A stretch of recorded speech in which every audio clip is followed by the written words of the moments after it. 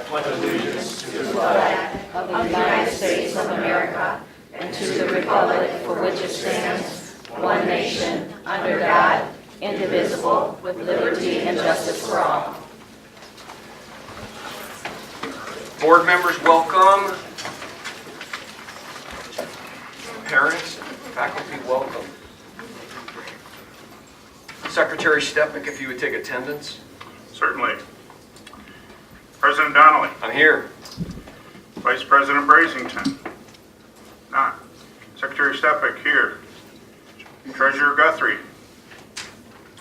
Treasurer Guthrie. Here. Sorry. It's because she was over here. She doesn't. Trustee Bailey. Here. Trustee D'Alessandro. Here. I wanted to make her feel a little bit better. There we go. Thank you. Trustee Schaefer. Here. There you go. Very good. Today the news was shared with us that Brian Whiston, who is the state of Michigan superintendent, passed away. And so just, I think it's appropriate in remembrance of him and his service that we just have a brief moment of silence.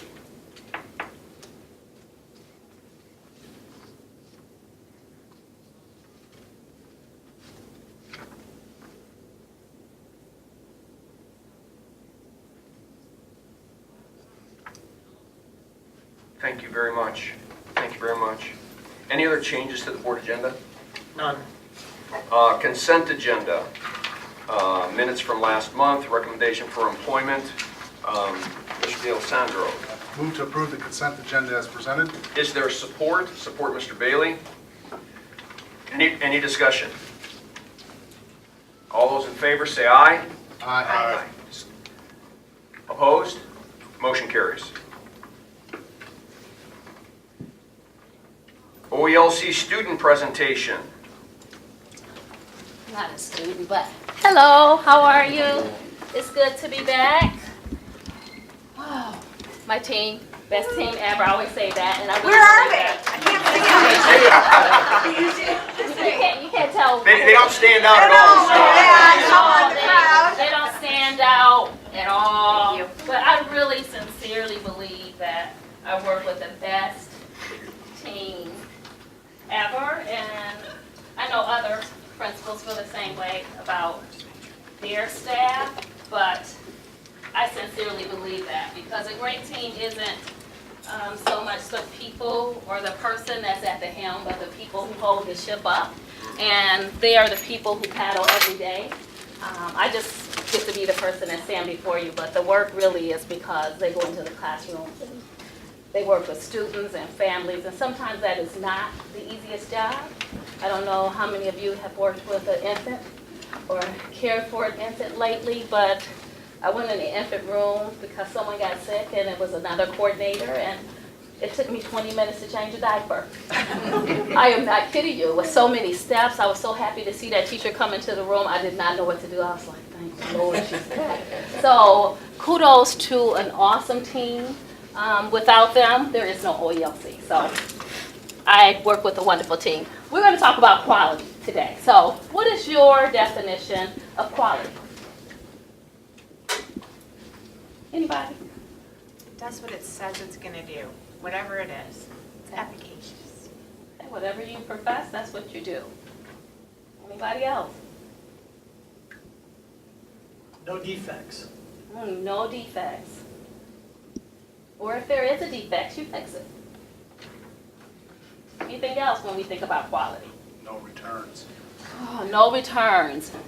You only have one time to make a first impression, so I think about that when it comes to quality with our families, with our students, and always putting our best foot forward. That doesn't mean that we're perfect, but we give it our bestest effort every single day.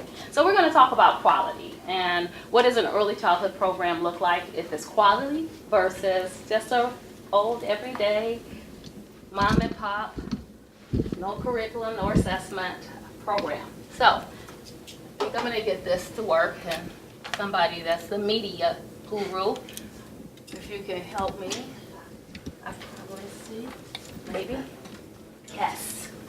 I told someone I went to school for a lot of years, and I realized I put stickers on papers. Like, I never thought, like, at the end of the day, like, that would be part of my job, and you'll understand why, because it's a part of quality. And so, you do the things that have to be done. So, what is quality? Are you playing the projector too? Yes, sir, I am. I'm trying to. Thank you. There you go. Oh, Yeah, that's now, see? This is why you have a great team. Did she bring it? That one? And no, Glasses? here. Oh, wait, it's coming. It's There it coming. comes. There it is. Quality counts. So I'm going to show you a couple of pictures, and I just want you to tell me what you see. All right? And I'm only going to give you about 7 minutes to look at it. Ready? I was just making sure you're paying attention. 7 seconds. There you go. You want to tell us what you see? Mm-hmm. Horse and snow. Horse and snow. Oh. It's snow on rocks. Two. Three. Okay. What did you see? Horses. You saw some horses? How many? Three. 3, 4, 5, 7. Count the legs.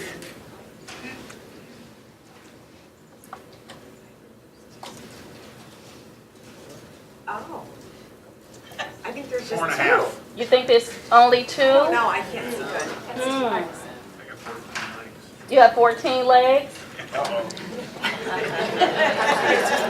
by 4 is up. So I did this with my team, and they came up with about 8 courses. So if you only see 4, then we might need to spend a little more time on that. But I'm gonna go on to the next one. Tell me what you see. computers in the way.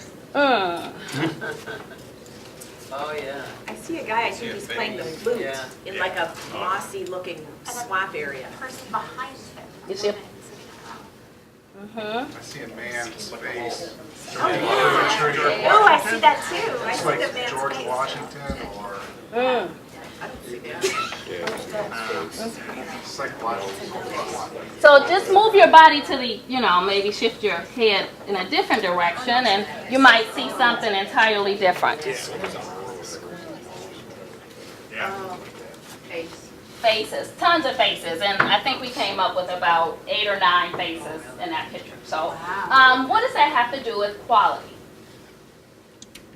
Quality takes on a lot of forms. It takes on a lot of forms. Perception. It is about your perception of what quality really is. I might see quality as low ratios. I might see quality in terms of high qualifications when it comes to my staff, making sure we have an assessment that's reliable, research-based, making sure we take developmental screeners. That's how I would view quality, but someone else's perception might be entirely different. So, according to kind of what we did, we looked at what the state said. What does the state say about a high-quality program? And I went back to all of our wonderful admin meetings, and if we haven't talked about much, which has been a lot about the same topic, leadership development and team development really stood out for me, and so that became our focus because it was part of the focus for the school district, and to improve the leadership would improve our quality. So ensuring that we read books together. So we do book studies to make sure that we are on the same page and our perceptions are similar. And once we walk out of the room, we all agree that that is our perception of quality. Team development, ensuring that our staff have opportunities to work together, not just at work, but outside of work. So we did the Oxford Give Back. And I can say when I pulled up to Mr. Eric's house, I don't know if you know Mr. Eric or not, but he has 5 acres. And I had no idea what I had signed up for, and it was snowing and raining when we got there in the morning. But when I say the true element, or the elements of a team, is what we pulled off. It's short of miraculous, like the before and after pictures. And when I pulled up, I said, please, at least let this person be really, really old, because in my mind, if they're young, they're coming out here to help us, right? And lo and behold, Miss Erica is 85 years old, and he worked harder probably than most of the people on our team. He outworked us. So team development isn't just what you do in the classroom, but it is really forming a relationship outside of work, so we trust each other. According to the state of Michigan, they started the Great Start to Quality program, which is an initiative to rate early childhood programs. This is not just a program in the state of Michigan. It is throughout the United States. There is some form of star rating from 1 to 5, 5 being the highest. You want all the stars you can get. 1 means you're at the very low end of the spectrum. So they look at staff qualification and professional development and curriculum and instruction. So I'm going to let Miss Pat come up and kind of talk about our PD and our curriculum. She is our ed coordinator. She is our high scope trainer. So we're pretty fortunate. Someone Stay told here, us. otherwise we're gonna trip. It's gonna be a terrible situation. Zen, you ought to be on camera. So I'll stand here. You can hear me, right? Okay, good. Not any of that hell over breakfast kind of thing. Well, my name's Pat Mueller, as Michia said, and I work with the team. My job is to make sure that teachers know what research says and that we all know how to implement what it is that we're trying to get to. We can say what we know our quality is and we know what we want, but sometimes it's not just me or just Washia or just any of you individually that gets us there. It's all of us getting us there. So we developed a plan. And some of you hate me, and some of you, I know, it's okay. I know you hate me. But it's all right. You're going to love me eventually. I swear you will. We took a look at what we wanted to achieve, what our curriculum goals were, and then how we were going to roll that out so the teachers had the support they needed, the instruction that they needed, and the support of each other that they needed. Boy, that was kind of a big strategic idea we grappled with. We came up with the idea of a system. Our system looks at a face-to-face training modules. You guys never want to hear the word again. I know. Pat Brower, you're laughing over there. And in those modules, there's certain expectations of knowledge by the time that you've completed that module. Some of our teachers have already been certified in the high scope approach, which means that they are able to prove that they are able to do the curriculum. They're able to roll it out in their classrooms. But then when we do training, we learn all these things about what all that work and all that methods, what's that's based on. Because when you're in the classroom and all heck is breaking loose, and your lesson plan isn't working, you have to be the type of teacher that can say, okay, this didn't work, we're going to try something new right now. And be able to have a plan B. But you can't have a plan B if you don't know what you're trying to achieve. So we had to kind of go back to, what is it we're trying to do, and how are we doing it? So teachers come to face-to-face trainings with me. They're on Saturdays. I know you love it. I see they're not smiling at that point, right? And we go through our curriculum, and then what we do is we have a homework assignment, and that homework assignment has a video component, and it has a test and a homework assignment. I go in and visit the classrooms and talk to you and let you know what's going on and what I think is happening and whether you're achieving those goals. And then when they're done with that, then they take a test. Hopefully they pass. I know. When you didn't pass, it was a little traumatic, but we got it together. And then they take a retest. So they need to get 90%.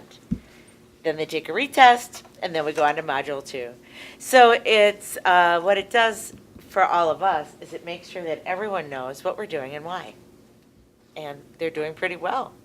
So part of the PD plan that we came up with was to not only ensure quality within our program, but to make sure that our staff really understood the curriculum, not just go into the classroom and deliver instruction, but if someone asked you, what is the curriculum, what are the underpinnings of the curriculum, what does Piaget say about this, and how does it relate to early childhood, we really want to be able to articulate and deliver that in our classrooms. So they take a test, they have to get how much? Here they are, 90%. And if they don't get 90%, they retake the test. But we don't count that as training hours if they don't get the 90%. Because if we're going to say we're quality, then we have to be held to a standard of quality. They can retake the test.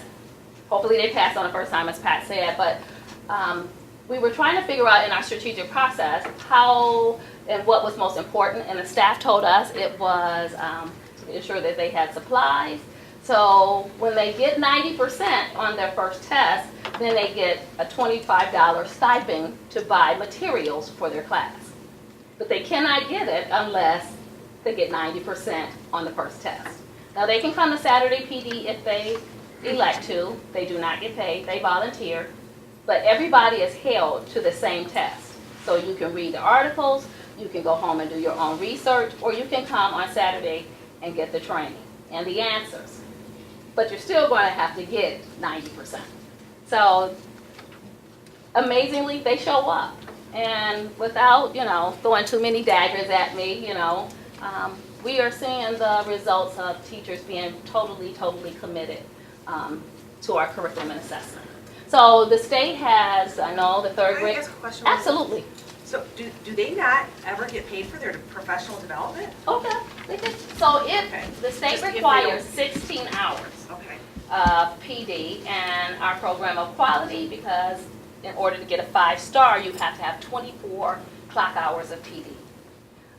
So if they volunteer to come on Saturday, they can come. If they don't come on Saturdays, that's up to them. Throughout the school year, on election day, we have PD. Other times of the school, we have scheduled PD. But this is in addition to our regular PD. They have double the amount of professional development expectations as a regular teacher? I don't know what the regular teacher is. So the teacher has to have, for my teacher certification, I have to have so many hours to renew my certification. But the state of Michigan for early childhood is different from teacher certification. Although they're in the same department, they have two different rules. One is governed by MDE, and the other one is governed by MDE and the Licensing Bureau of Health and Regulatory Affairs. Just curious. Okay, so I'm going to kind of speed up because of the third grade reading law. There is this big push in early childhood to ensure that we are doing our due diligence when it comes to literacy. So there is a handout in there about the essentials and how it relates to early childhood in conjunction to the third grade reading law to make sure that we are doing what we're supposed to do. So that is our curriculum and instruction. Then we have family and community partnerships. We really looked at our family engagement, and we have a parent advisory committee as well as a parent a data committee, which consists of an administrator, teachers, and the community. And we look at our data, our research from our assessments, and we come up with common goals. It's been working wonderfully. We have parents that come consistently and provide feedback, so that partnership is absolutely wonderful. From that, we talked about the activities that we were going to have this school year. We had 3 free activities throughout the year for our preschool or infants up to 5th graders, and it was totally free. They can come in the evening. We just did, we had the Science Institute come and do STEM with our students, and we had it at the middle school. It was wonderful, had a wonderful turnout. And so we had 2 others, and next Thursday is our big spring fair. It is free to the community. I encourage you to come out. We have anywhere from 500 to 600-700 people that show up, and it is totally free. Thank you, Karen Bissett, because she provides the food for us. It is great marketing for our summer feeding program as well, and it's our way of giving back to our families that pay tuition to come to our program. Last but not least is administration and management that has to do with just leadership. How do we run our program? How did we fare when the consultant came out from the state to relicense our building? So each elementary school has to have a license from the state of Michigan. And anything from fire inspection to the cleanliness of your bathrooms, to the way you change diapers. and she came over spring break. And this is the truth. I had all of the licensing books on my desk, and I said, I have, this whole week to get it together to make sure all of my T's are crossed and my I's are dotted. And I get this phone call that says, you didn't tell me that school was closed. I'm in your parking lot. And I wanted to say, I'm not here, I'm not here, I'm not here. But I couldn't because there were 4 cars in the parking lot and one of them was mine. So she came in and she said, well, I know it looks like you're working on your binder. I can come back, but it is such a long drive out to Oxford. And so it was 2 teachers here from the schools that she was coming to assess. And I was like, maybe they'll stay and help me on spring break. But I didn't, push them or guilt them into staying with me. But she spent 8 hours with me that day, 8 hours going through 5 building records and inspections. And when she left, she said, Washia, this is one of the best programs ever. You need to come train other people to show them how to put their records together, how to document it. And I can say that I did that, but I didn't do it because I have wonderful people that support me in that process. I can create a process, but a process without delivery is absolutely nothing. So she gave us a stellar review. She was so impressed when she came. She came back to go look at the children and the interactions, and she sent me the most kindest emails from a consultant that I have ever received. So it is kudos to a wonderful team. So I solely appreciate them. So, great start to quality. I'm going to wrap this up. So you have a little handout. What is quality? What does that really look like according to the state? These are the elements that they evaluate. Do we have a curriculum? We do. Do we have low enrollment limits? We filled our enrollment in 7 minutes, and no, I think it was 5 minutes on opening day in some classrooms, like 5 minutes. I thought it was a glitch in the system, but it really wasn't. We had really filled the program. We had a waiting list, so we've expanded, adding staff, so I need to hire some more people because the waiting list was so long, which is indicative to the people that really go and deliver those services, which is our staff.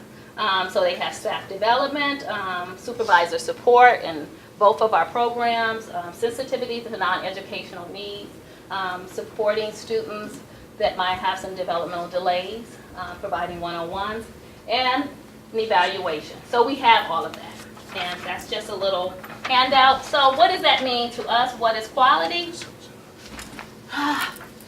We got 5 stars. So it took 3.5 years to get 5 stars because it is a lot of work to document it. And I believe we could have gotten a star sooner, but I really wanted to ensure that it was valid and we were doing it with fidelity. So we waited, and this was our year. So kudos to an awesome team. I mean, and you can go on the website and take a look at the Great Start to Quality. Google it so you can see the other programs in our area, because we are the only school in this area that has 5 stars.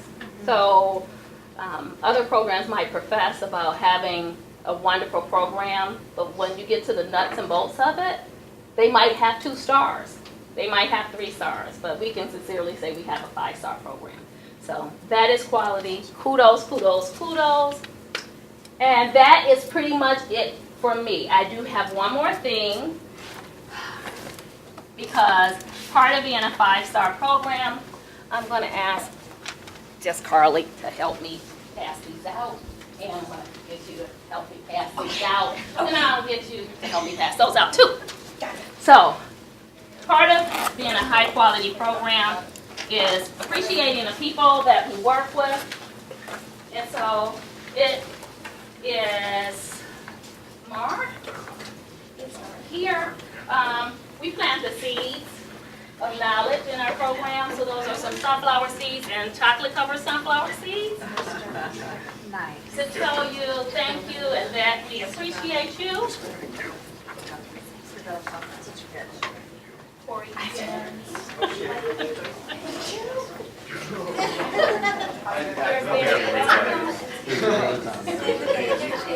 Does it really matter? You can obey it. It's not a test. It's not a test. So sorry. Get up there and straight around everybody does.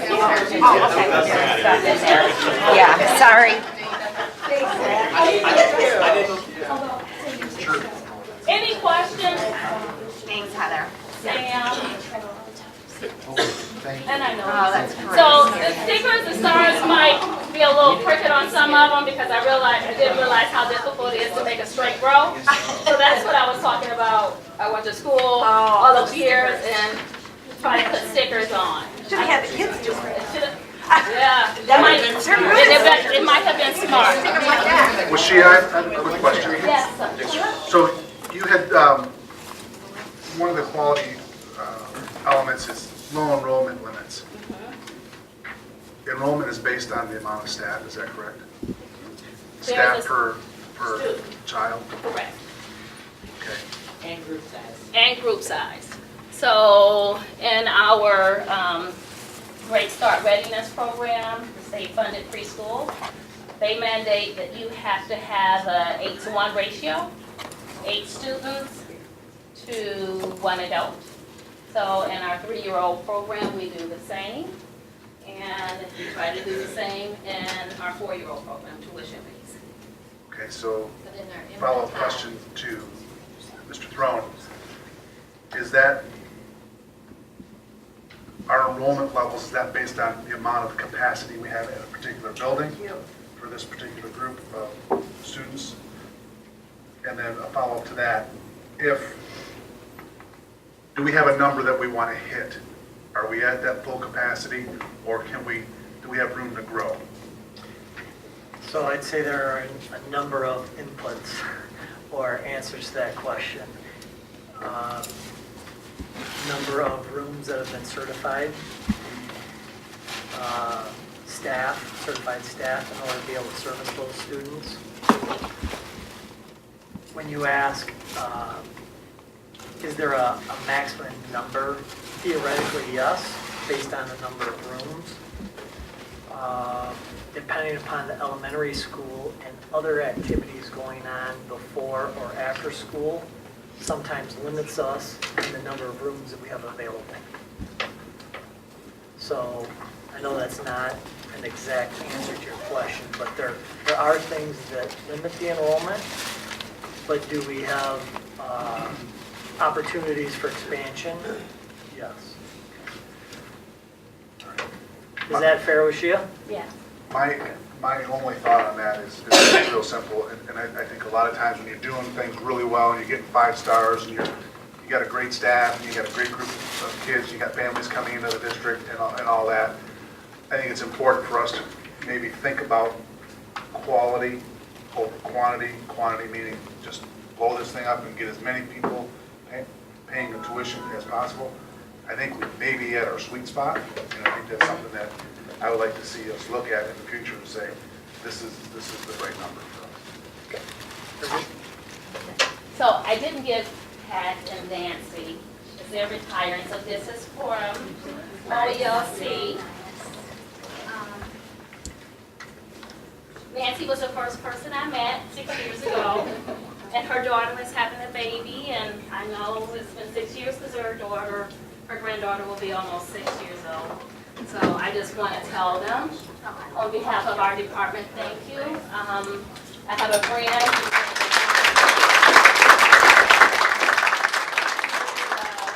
a world-renowned glass blower, and so I called him and I asked, Martin, can you please, help me get a gift for my friends? And I said, well, I probably can't buy the whole flower. I could buy a petal or the flower, but I really need the family discount. And so we came up with, you can Google Martin Blank and keep that. Very So pretty. this is work as in a DIA, and the Report Museum is showing right now. So thank you, thank you, thank you. Very nice. That was nice of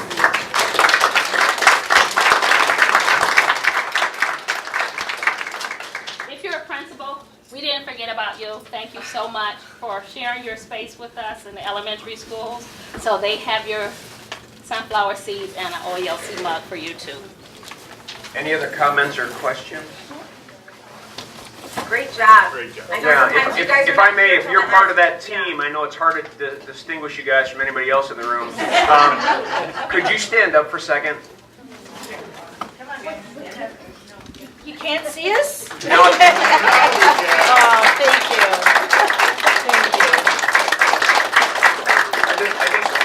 Thank On behalf of the board, I want to thank you. As someone who has tried to create teams in business out in the world, it is a rare moment when a team feels more than an employee, but they feel like they're part of something. Because when you're part of something, then you have ownership. And a great leader fosters that kind of an environment. And just hold on to what you got, because this is wickedly cool.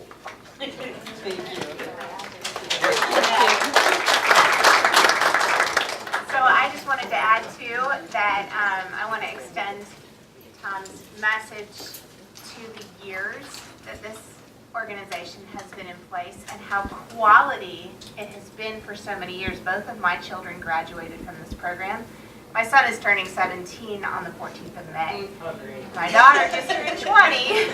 And they still to this day talk about their days with you guys. So I see some familiar faces, you're still around, and it does my heart so much good. This is a fantastic program. I'm so proud of that program. Way to go, you guys. This is Thank you. fantastic. Thank Good you. to see you grow. Hey, we've got a lot of excitement going on here. You can stay if you want. Have a great night, everyone. Have a great night. All right, I'm sure it's really. It is really exciting. Honest. Well, it's not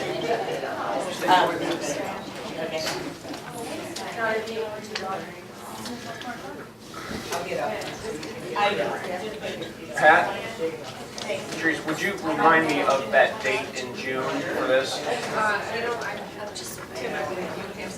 It's next Thursday. Because we got to decide the next meeting, but the date in June.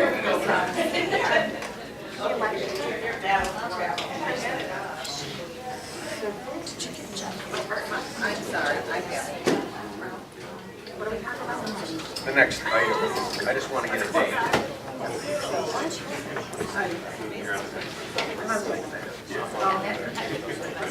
So board members, we're moving to number 5, and the Oakland School Board is going to have its elections.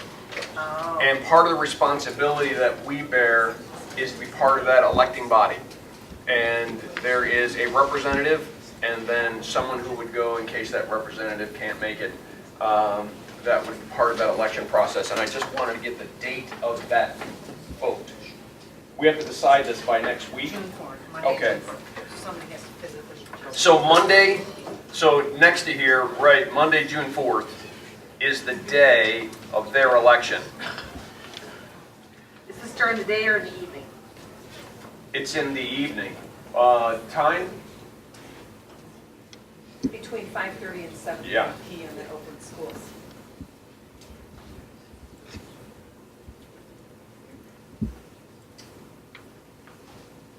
Next meeting, we have to decide who that individual is. So I'm asking you to look at your calendars, I'm asking you, even email me in between, just let me know. And then what we'll do is officially Send someone. send someone. So someone would be like the voting delegate on behalf of our board. Correct. For anything that might come up under their deal. And the agenda's pretty short that I saw in that sheet, so it's predominantly the election.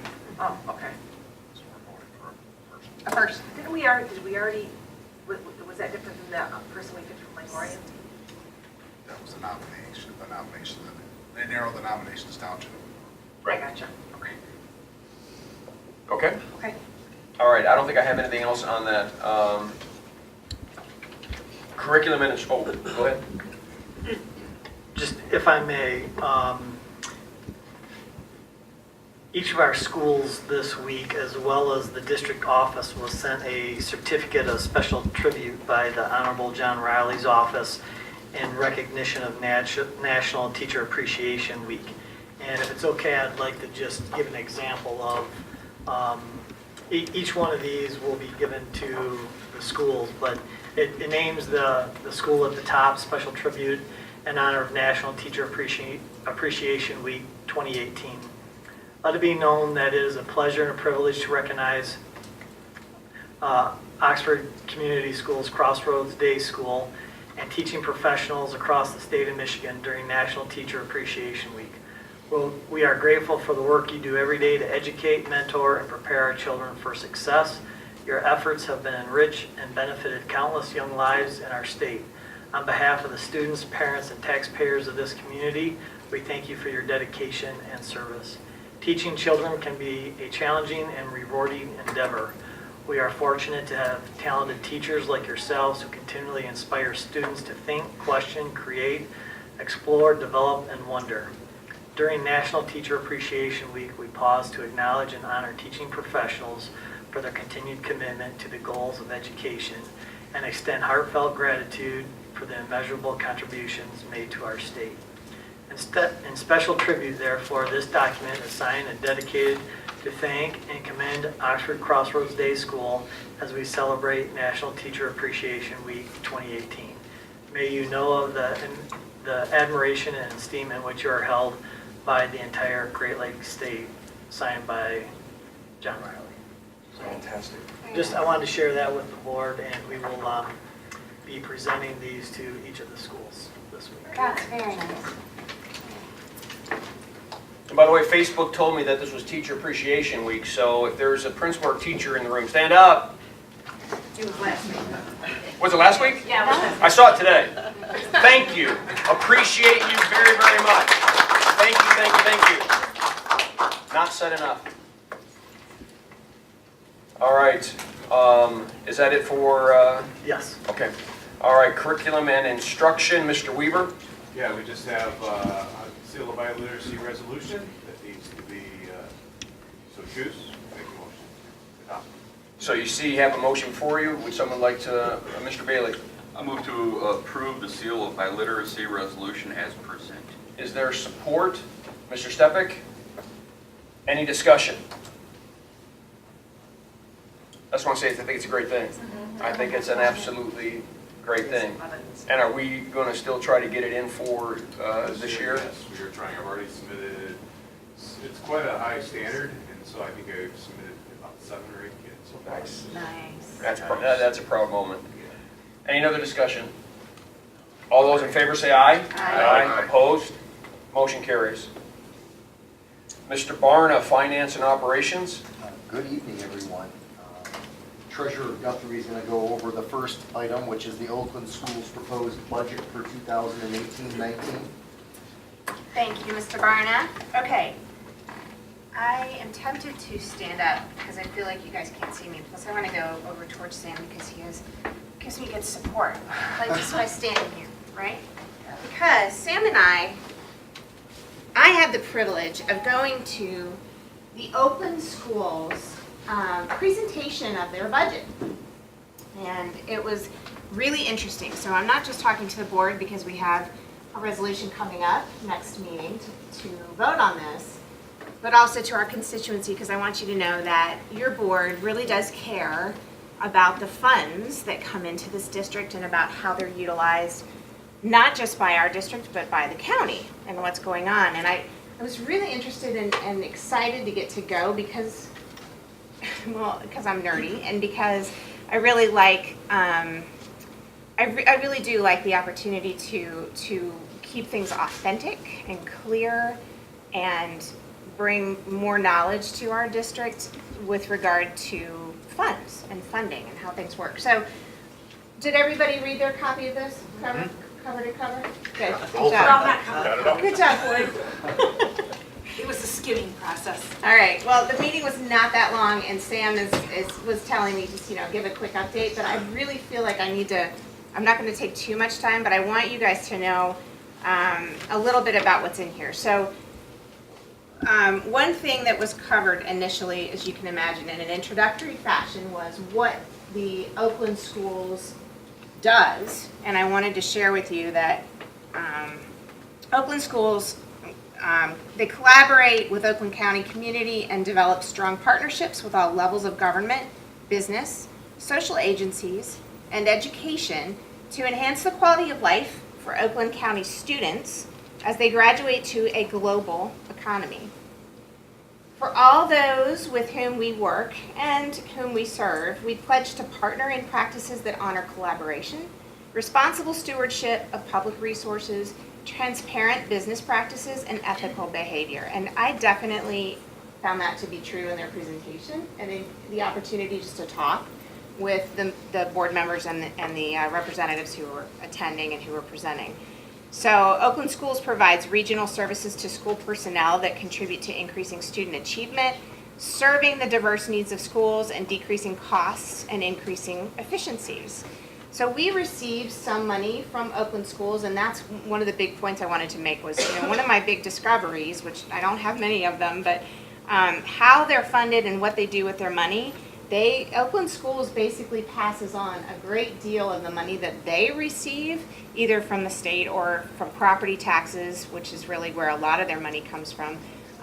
They pass it on to the districts in Oakland County, which I think is really admirable and good to know, right? It's good to know that the districts really are the ones who benefit from what they do, and if they're not passing on the money, then they're doing capital improvements, they're doing community centers and all kinds of good things for students in the county. So it's about the students, kind of like Oxford. It's all about the students and the success of the students, the teachers, the administration. So I just wanted you to know three main things that I got out of the resources and where we stand in Oakland County. They have a general fund budget like we do. You guys just got a chance to learn a little bit more about that probably in your budget workshop tonight. It's about 12.4%, which is strong. So our, as a point of reference, ours is about, Sam told me it's 16.2, right? Yes. About 16%, which is very strong. It's nice to have a general fund budget that is maintained so that, in case there are any expenses that come up, things that happen, we're able to cover it without having an issue. And Oakland Schools is sitting pretty in that same kind of way, but not too pretty, right? It's not like you're holding a whole lot in reserve. They are really very well balancing how much is going out and how much they're able to maintain just to make sure that they're prepared for in the event of an emergency. So that was one point I wanted to make. And the second was just that the money, there's a lot of funding that goes out to the districts. Most of their money's coming in from property taxes. And property taxes are estimated to go up in the near future. So I wanted to share that update with you because that was something that I learned that came out of that meeting too. Okay, so all in all, I wanted you to know as your treasurer that I really felt very comfortable about the Oakland Schools budget. And in terms of what, they're very transparent and what's happening. They mentioned that there's a superintendent's association. Tim is very well versed, I'm sure, on how the budget is managed and more of the intricacies than I am. So if you had some questions, I think he would be the right person to ask, but I wouldn't mind listening in so I could learn more. But I really feel like we know what we need to know, and if you have further questions in order to support this resolution that we need to address in our next meeting, please raise your hand and let me know if you have any questions. Do you have any questions now that I can answer?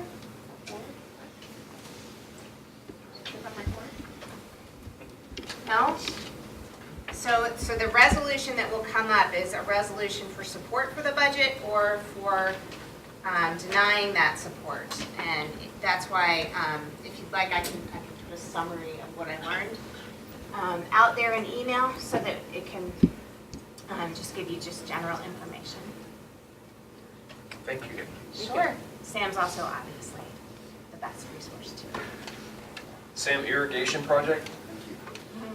So this is just an update from the last time we discussed the irrigation project at Oxford High School. I know that was actually last done, I believe it was in October of last year. And we went back because we had some homework to do, if you all recall. Tony has joined me because Tony has been, obviously because of Tony's role as the Director of Maintenance and Operations in the district, integrally involved with the vendor who came through with the lowest bid.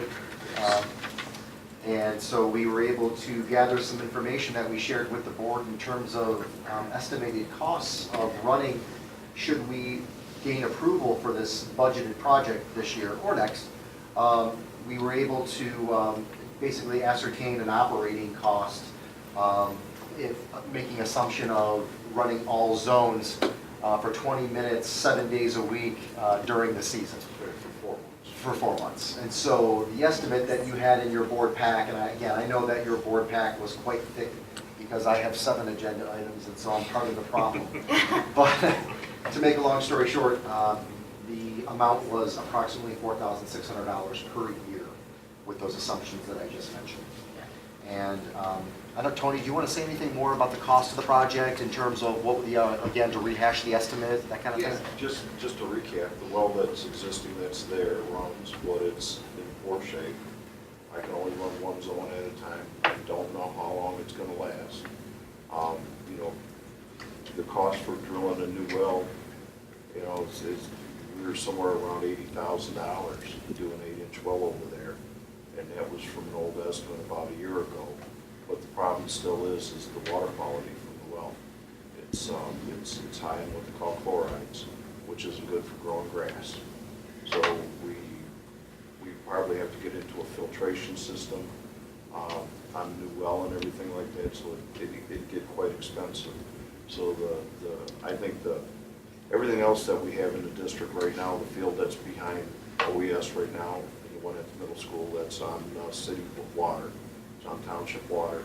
I'd like to go back and put the system up at the high school, and I think with good management and that with it, we should have real good success. And have some real nice looking fields. We'd have quality water, quality fields. And as a reminder, from a budgetary standpoint, the board approved a $475,000 general fund to obviously capital project fund. And as part of that 475, I believe we budgeted 75, Tony, for this project. Yes. So this project is budgeted within the capital project fund as a reminder to those that may have forgotten. $75,000. I think currently we're at to have the work done with the 4-inch water main down to the field, tied in with out the miscellaneous system. The bid was at $48,500. That's where we're at right now, which I think is real good value. But that's using the existing well. No. Oh, with a new well? We wouldn't have well at all. This Oh, is no, city the water. Water would be completely on the Oh, water. township We're city gonna water. tap the Sorry. township water. Okay. And it'll be just, we won't be dependent on a well no more. Ah, It'll be good, clear water, clean water. And that's what we're saying, the approximate, the worst I think we're gonna be at is. on the it's hard- monthly usage. Yeah, with, you've got a 4-month watering period. Right now, the weather's really good. You get a healthy growth going. We've got rain sensors on our system, so we would cut back and everything. We set the timers and monitor it real well and everything like that.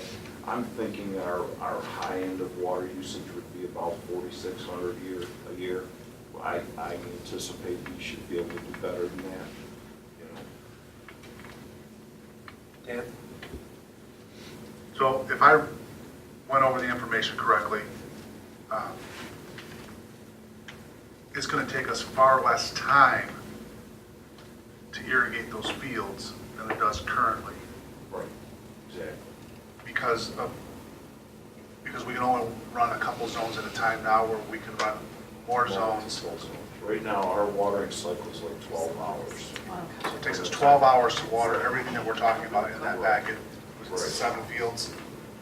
Well, the 4 baseball fields, the lacrosse field, and the practice football field. That's what we got. Not the stadium. And then, so you end up, So we end up at night running from 9 o'clock, at night till 9 or 10 in the morning. And this way we'll be able to, probably cut it down to like a 5-hour watering cycle, because we'll be able to do multiple zones at one time. And we'll be able to put down a lot more water at better times of the day, in fact. Sure. And we'll get, right now, if it's real hot and it's at 9 o'clock at night, you gotta start, because you're not gonna be able to get the water on it. And, you know, as much as our fields are, you know, Dan, they're active all the time, so we can't get in there until sometimes late at night to do this stuff. So we're looking at better watering times, more zones that we're gonna use better quality water, and, you know, it'll be dependable water. We've had a lot of, you've experienced the problems what we've had with the existing well.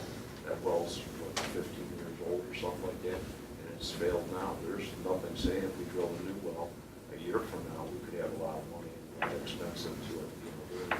You know, it's a well, and the water table down there, like I said, the water quality is not that good. If you were to drill another well, why would the water quality change from the new well to the existing well that you got now? It won't, that's what. It's poor quality now. It's just poor quality water right now. Oh, okay, I thought it was No, gonna change. I'm like, how's that If we gonna tie change? we tie to the township system, the township water, Okay, they, you know, they treat the water, they take the iron out of it and all that. It'd just be like the same water just like if you're irrigating at home, right. you know. So you would have dependable water source, good water quality, and, you know, it's a lot less maintenance. Is there a monthly cost for this water? Well, that's what we were kind of discussing, the total cost for a season, like for 4 months, if you water every zone, there's 42 zones up there that we currently use for the fields. That would equate to, if you run 20 minutes a zone, and you did all 42 of them, and you ran them every day, 7 days a week, out of a 4-month cycle, it's about a $4,600 bill is what we're anticipating, is what it would cost for a year. For a year? For a season. Okay. For a season. And that's why I'm saying, with good management, being able to put a lot more water down, to do what we gotta do with the fields, you know, it depends, I don't know if it's gonna be super, super hot, you know, we're gonna have higher bills, of course, during August than we're gonna have in May or September. But, you know, I anticipate those bills to be less, but I can't be 100% sure. You know, we could have a real drought and a lot of, you know, real strong hot weather. And Tony and Sam, being one of the individuals that kind of threw you guys back to do your homework, you did a great job. Thank you. The packet was really self-explanatory and it was really well done. So I think we're in a much better position. Yes, sir. I think one of the things too that we have to look at is water quality being number one. The other question that I have for you, Tony, is I seem to remember we did some work on the control panel. Is that control panel, everything's compatible with switching over to city water? You're talking about the controller down at the well right now? Correct. That'll actually be converted into just a booster pump. Okay. And then what we'll do is that booster pump will just have a flow switch, and it'll have a pressure Just to keep the gauge pressure, on it, right? just to keep the pressure up. That's all it'll be. It'll simplify that. Right now, that existing well controller that we have down there, just to call out to get service on it, costs me $200 an hour for a man to come out and service that. It's all proprietary. That will go away. I'll use that enclosure and a few of the things that are in there, but I'm going to simplify it. It will be a better system. We won't have that burden of a big bill. So, and then the follow-up to that question is, if we make the switch over to the city water, do we have to incur a cost for any more controls, or do we use the existing controls that we currently have out at the facilities? Well, I'm going to put a small booster pump in there, and it's just going to be real simple. It's going to be a flow switch and a pressure switch. All right. Just keep it simple. You know, the flows, just to verify that the water's moving, and so it's when it's building pressure, that's our safety on it. And then the pressure switch is just whatever we need down there. Right now, we're probably getting from the city pressure about 55 pounds of pressure. And this new, if we go to the city, what's our anticipated gallons per gallon, what's the gallon per minute rate that we're looking to get? Well, it's kind of in that spreadsheet that I was showing you. I'd have to look back at it. But I think, you know, I think we were putting down in a day, we can put like 60,000 gallons of water down a day, just at 20 minutes a zone. Because I think each individual head puts about 15 gallons a minute out. So it's a commercial system. You know, we put a lot of water down fast. But using those kind of numbers and spreading it out over the course of the 4-month season, we're still at $4,600 a year for water tower. You know, and with good management and monitoring it, and the rain sensors on there and everything like that, I anticipate we're gonna do pretty good. Any other comments or questions, Corey? Yeah, one question. Have we looked at what kind of impact this will have on the water pressure in some of the community around? Is that something they're going to see a drop possibly? Is the fire department? No, Jim Sharp from Sharp Engineering, he does the city engineering, he's all on board with it and everything like that. That big million-gallon water tower up there, that keeps the pressure up. You know, they're really good. In fact, they've expanded the system. Remember, we brought the system through the Lakeville and middle school and that. That was the expanded system to complete the loop on the system. So they want the usage on the system. The system's really good. The township's done a great job, you know, taking care of the community. Good. Mr. Steppen. Thank you. Tony, now that they're bringing township water, city water back there, are you taking into account the discussion we had a couple years ago about possibly getting water to that back concession stand at the stadium? High school. At the high school. At the high school for that. We don't have water back there or sanitary, so. Yeah, we had a lot of conversation and the cost and everything like that. No, I know, but I'm just saying, does that help at all now that we have city water come back there? The lines always kind of ran back there. It'd be tapping onto that line, and I can't remember all the numbers that we did. Yeah. Trying to do all the work into that concession. And it wasn't just bringing water back to No, that. you had to It put was some kind getting of the septic or sewer in there, something, putting in a right. septic, you know, putting in a septic field, because there was no sewer back there. Right. I think that was the bigger problem. We're fine with the electric back there, but unless we're gonna do something with like a septic field, and then there was nothing wrong for plumbing or anything like that. Right. Remember, all of those little things were the stuff that really drove the cost of that up. Yeah. You know, yeah, you know, down the road, you know, hopefully maybe we can even get a concession Building. back there. Yeah. That'd be kind of nice. Yeah, you know. all right. Dan? And I'm sorry, I don't know, excuse me for my ignorance on the topic, but since is there a tap-in fee included in this? It's not, the 48,000 to do the work in there, we're gonna pay the fee separately. It's like $3,500 or something like that. I don't know the number exactly, but that's our cost. Okay. But then that tap in, if something goes wrong with that tap in, that's their responsibility to repair that in the future, correct? So then there's, you only pay But that one we time. own that main going down. Right. So, but the tap and everything right there is theirs, yes. Yeah, That's part of so their then easement. It's maintenance free after Yes, that $3,500. Exactly. Yeah, perfect. All right, anything else from the board? All right, and we're going to be looking at this for next meeting, correct? Correct, we'll have a resolution at the next board meeting for the approval or of this. All right, used bus, thank you again for the great work, used bus purchase? President Downing, I just do want to say, just give credit where credit is due. Thank you, Tony, because I honestly relied on you to get these estimates, and I appreciate your work on this. Thank you. I just have a quick question. Hold- What does a Hold on a sec, typical- hold on a sec, sorry to interrupt, just for order's sake. Could you just jot the note, things that you want to say, and bring it up in the discussion part for the public entry into the meeting? It's a parliamentary process, and so just hold on. We want to hear your comments, but let us get through the business part of our meeting, and then we'll come back to, you can comment to any of these things in the public section of the outline. Sorry. Go ahead. Thanks. So, I also have a bus purchase, a used bus purchase. It's a 2014 Microbird.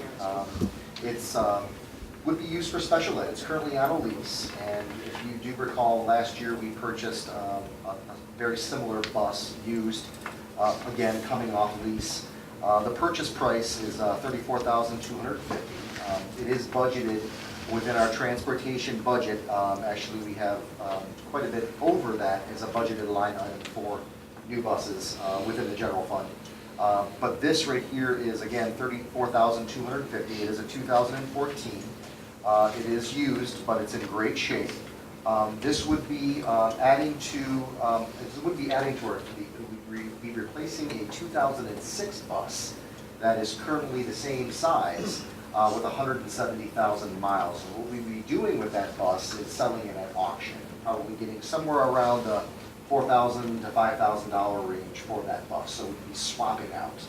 So I'll be bringing to the next board meeting a resolution for the board to consider to purchase this used bus.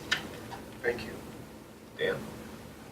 Do we know where this bus is coming from? Like, what, was it used in a previous district? And the reason I ask is, I think there's a lot different use for a bus that may be in like West Bloomfield as opposed to the Oxford area. We have a lot of back roads. I'm just looking for wear and tear purposes. Sure, no, and that's very fair, because obviously, when you have a community like we do and all the dirt roads, it takes a toll, as Ann and her staff know as well. Ann, would you mind commenting on that? Kent County ISD. That's where the sister bus that we got last year also came from, was Kent County ISD. Okay.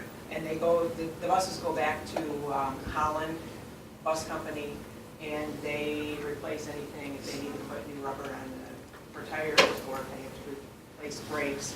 They also do the lettering and numbering for us and have it state inspected. Okay. Thank you. Yes. President, thank you. Maybe Ann can help with this, or Sam.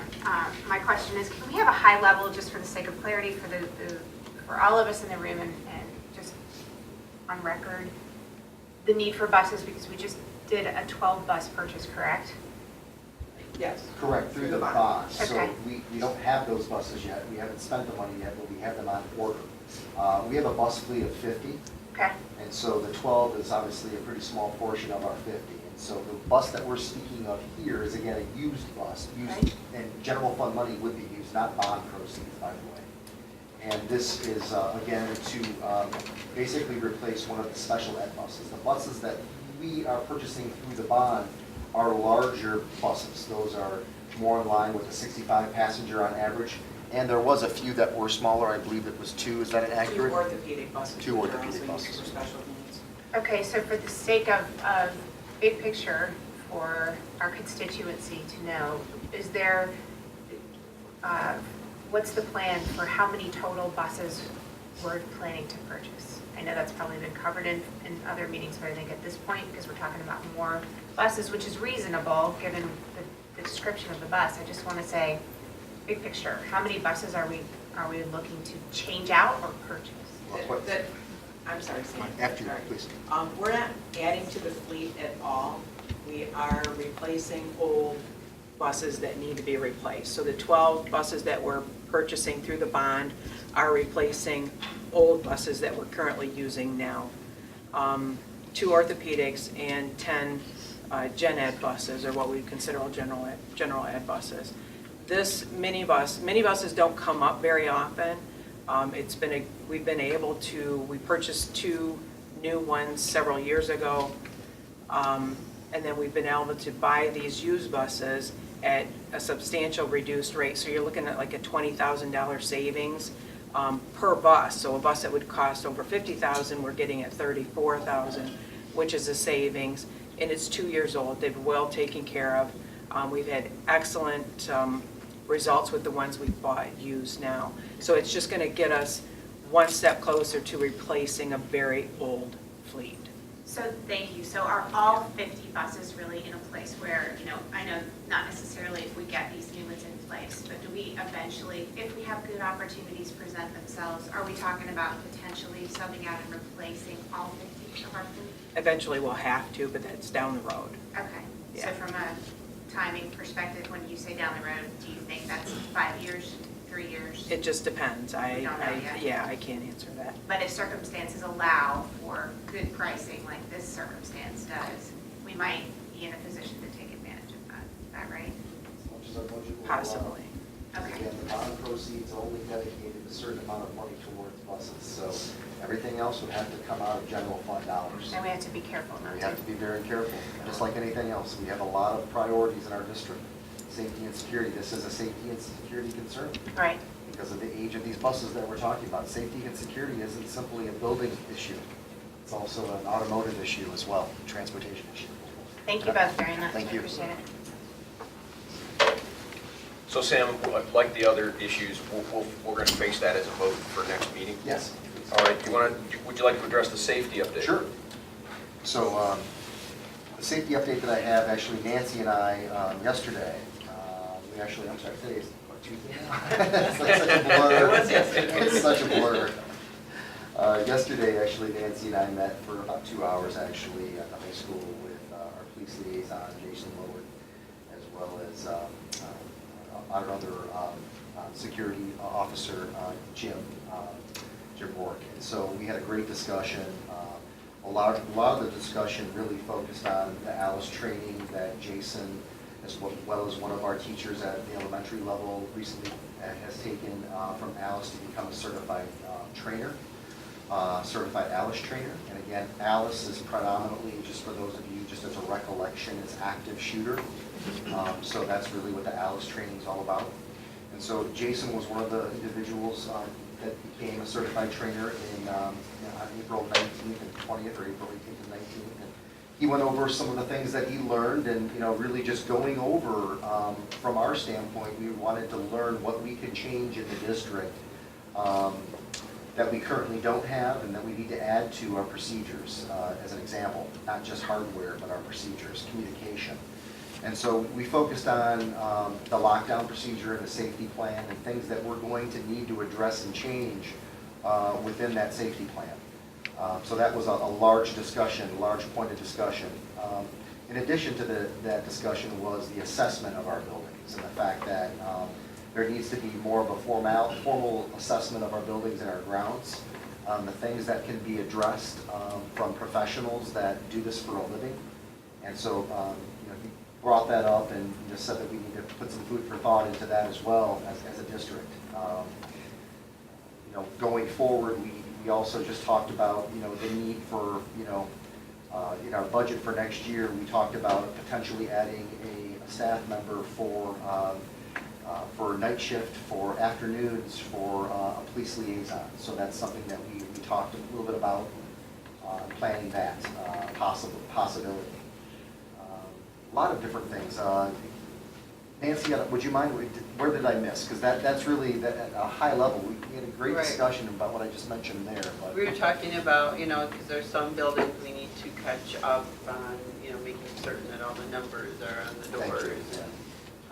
Just, making sure that each building follows the same processes, procedures, because we've implemented a lot of safety measures over the years, but, each building is a little bit tailored a little differently, but we need to make sure that we have the consistency. Yeah, we also, thank you. And we also talked a lot about, in the meeting yesterday, the ALICE training gives you options. And basically it's, no certain situation is going to be standard. And you as an individual who encounters a perpetrator, you have to think out of the box. You have to think about, the different options you have for ALICE, but also just use your common sense. And we need to be able to relay that to our staff and eventually our students about just being able to think for yourself, protect yourself, if you're a teacher, protect your students, protect yourself. There's not one simple answer that is going to be the end-all, be-all answer. It's ever-changing. And so we want to be able to communicate that going forward within our lockdown procedures to just basically say, look, there are options to you. Depending on the situation, you need to think about your options because there are several. There's not one answer. So just wanted to talk a little bit about that. The new hardware installation, I'm sorry. I have a couple of questions, Mr. President, if I may. Mr. Stepp. One, okay. Actually, I have a lot of questions, I'm sorry. You said that the officer was trained as a trainer? Yes, so there's certified ALICE training So right now in the district, we have about an 84% completion rate of our staff that has taken the online component of the ALIS training. It's a web-based platform. But then there's the component of actually live drills. And I've done this myself in another district about a year and a half ago. It was actually part of a live ALIS drill, okay? They are trained now, Jason specifically was who I was referring to, is now trained to basically teach that to our Conduct those staff. live trainings, because that's. Correct. That was. That is what I'm speaking of and referring to. Okay, that's awesome, because that was my next question. I understand that there's online training, and then there's live training, and they're not even comparable. No, the live training is my opinion, it's fantastic, but you need to sit down and take the online component first. Okay. Yeah, just to get the premise. So that's the plan. You're putting, eventually, all employees, really, I mean, teachers, That's our goal. front office, everybody's. Substitutes. That's the next question. Contractors. Yeah, how does it get communicated to substitutes? Because I had a couple substitutes come to me and say, we don't know what to do.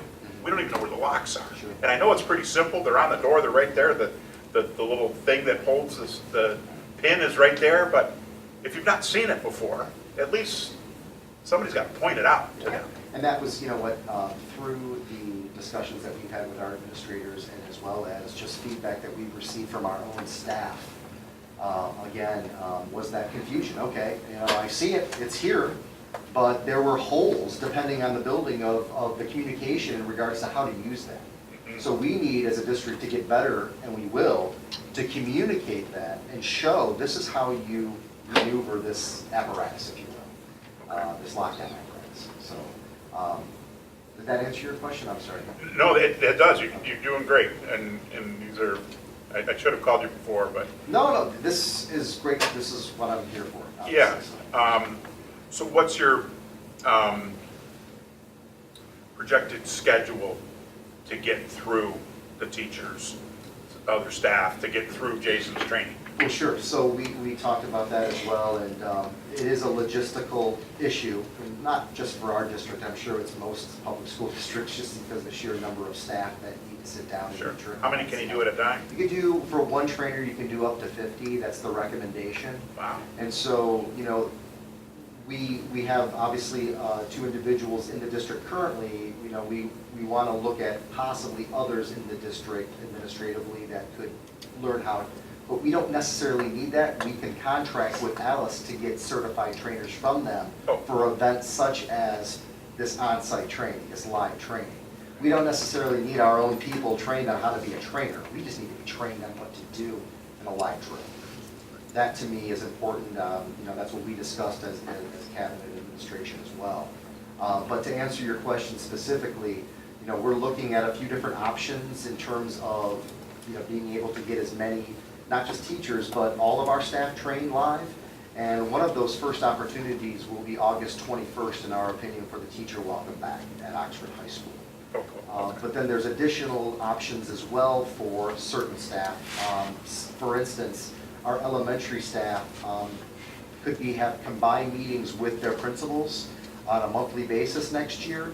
They can combine their meetings that they have with their principals to do a live training at their school. Because it really is important, you know, in my eyes, to have that training at your individual school. I mean, frankly, it's just great to have the training, but to be in your own school and have the training, I think is definitely very helpful. Yeah. So, but to further answer your question, there's also the late start Wednesdays for our middle school and high school staff as well. And so those are further opportunities for this live training. Unfortunately, PD days in our district, they are, and I know that many teachers can agree with me on this, they're pretty fully booked as of right now for next year. So trying to get as many staff as quickly as possible trained with this is the true difficulty, if you will, challenge, let's just call it that. Okay, thank you. That did help a lot. I just have, off of that topic, with regards to other safety measures, somebody mentioned the intercoms and things, and there's cameras. Yeah, there's been a lot of discussion on hardware. That was my next statement. I'm sorry. but I'm Then go ahead interrupting and do you. it. Go ahead. What is Let's get Heather's question Oh, before sure. we go to hardware. Absolutely. Okay. Well, mine was more of a comment than a question. Go ahead. I just wanted to, so I think we're making great strides with our safety program, and I've kind of been this has kind of been one of my things I've been into since I've been on the board. What I would really like to see, and what I think is, we talked about perception, what she had talked about, perception, looking at those videos. We need to make sure that we are taking what we're doing and communicating out, not just to our teachers of the procedures and how to work the functionalities of the equipment, but to our students and to their parents who are coming to pick Joe Smith up for a dentist appointment, and they now want to know why the new procedure is that they have to go through these 3 questions before they're buzzed in, because they're used to just being able to open the door and pop into Lakeville or wherever. They need to know through some type of, mass communication or maybe something in the leader. We need to make sure that we communicate it out to the public. Like, these are now our safety procedures to keep your kids safe. So don't get mad and come banging on the door because we have to now ask you these 3 questions, or you need to bring your ID, and it needs to be a current ID or whatever. Like, we need to make sure that it's communicated out to our community. Agreed. Because the parents, I think they'll be happy to provide the information and proud of our district for doing it. Absolutely. But they need to know what's expected of them when they go pick up Body Sue for ortho appointment. You know what I'm saying? Like spend, Wholeheartedly. know that you have to spend a minute maybe waiting in the lobby to provide your information to get into the door, where you're not getting in, Nope. and it's not personal, but you're not getting in. No, unfortunately, that is our new reality. Right. And it's not just our reality. So that was more kind of my comment, just about like communication and perception and Absolutely. how we can put a pretty bow on all that and make sure we deliver it correctly. Agreed. Hold on, Ms. Guthrie. Thank you. I have just a request. I'd like to, to Heather's question and comment, and to Mark's questions, all the things that we're talking about, in addition to the long-term plan for retraining potentially every year. I don't know what that looks like for staff and administration, but building that into our very busy teachers and administration schedule, which I know is very ambitious and tough to do. Can we please add the safety topic to our meetings on just a consistent and very regular basis? I'm sorry, to our meetings. To our meeting agendas. Board meeting. To our board meeting. Update us. Absolutely. Board meeting That's already agendas. been communicated. I'd like to to me. ask, Yes. for every meeting or for every other meeting, at least once a month, I would Yes. like to receive an update on Heather's request. Absolutely. You'll For find it- how are we communicating this to the public, and then. Absolutely. Ms. and then Guthrie, the you're gonna, training. you're gonna find that starting this month, you're gonna see it on the agenda at least once a month. Okay, thank you. It'll be twice if necessary, Great. as we're trying to catch up to the things that we're doing. So you'll be seeing it every month, every month. Okay, thank you. Mr. Bailey? Couple of questions on the safety. I know we're looking to get the teachers trained. Are we looking to do any type of drills with the students? I mean, we do fire drills, yeah, you can have all the teachers and all the staff trained, but if something was to happen and kids are just running, chaos, Yeah. are we looking to do anything for hey, here's what happens, lockdown, shutdown, Yeah, that's the whatever? bigger population. Yeah, and that was referenced when we spoke with Jason specifically more recently yesterday, and that, basically the age appropriateness of the training of, so, yes, we haven't planned anything, obviously, because really what we're trying to do first is just, teach everyone in the district who's a staff member what to do. And so we're in the midst of doing that right now. But we haven't had the specific discussion on how we are going to be training our students depending on their age. But so that's definitely on our minds. But again, I don't have any concrete answer to you as to a when and how. And then second question on safety, and I know the topic has been discussed through social media a little bit. Are we going to do anything concrete with this mass chaos that goes on in the mornings and afternoons, picking kids up? I know there was an incident recently where an EMS couldn't get through or had trouble getting through. I picked my daughter up today, parked way out in the parking lot, and watched about 3 kids just about got hit with people flying in and out of the circle, out by the pool area, 2 lines of cars parked around there. You couldn't get anybody through, and the people that are going through there are, warp speed.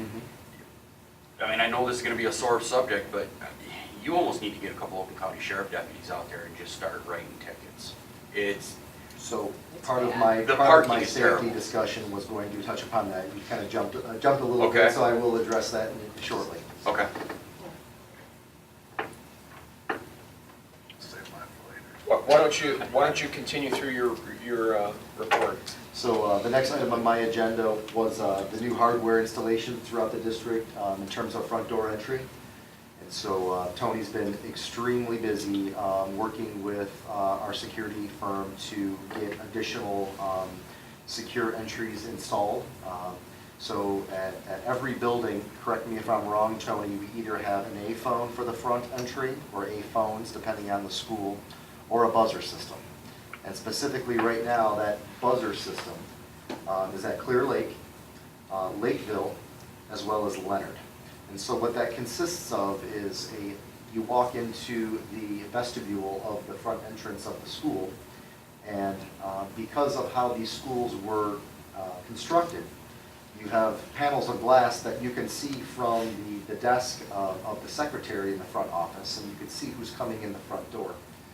And buzz them in, and that's how they open the door to get in. Whereas the other schools that I didn't mention all have what's called an A-phone. It's a video conferencing system. And in fact, Tony was just recently installing the video conferencing system at the high school in doors 1 and 2. So the one that is fully operational is the east entrance, is that correct? Yeah, the north park. The north parking lot east entrance. And then the one that is not fully operational yet is the one by the PAC, which is the west entrance, is that correct? We hope that's the operational tomorrow.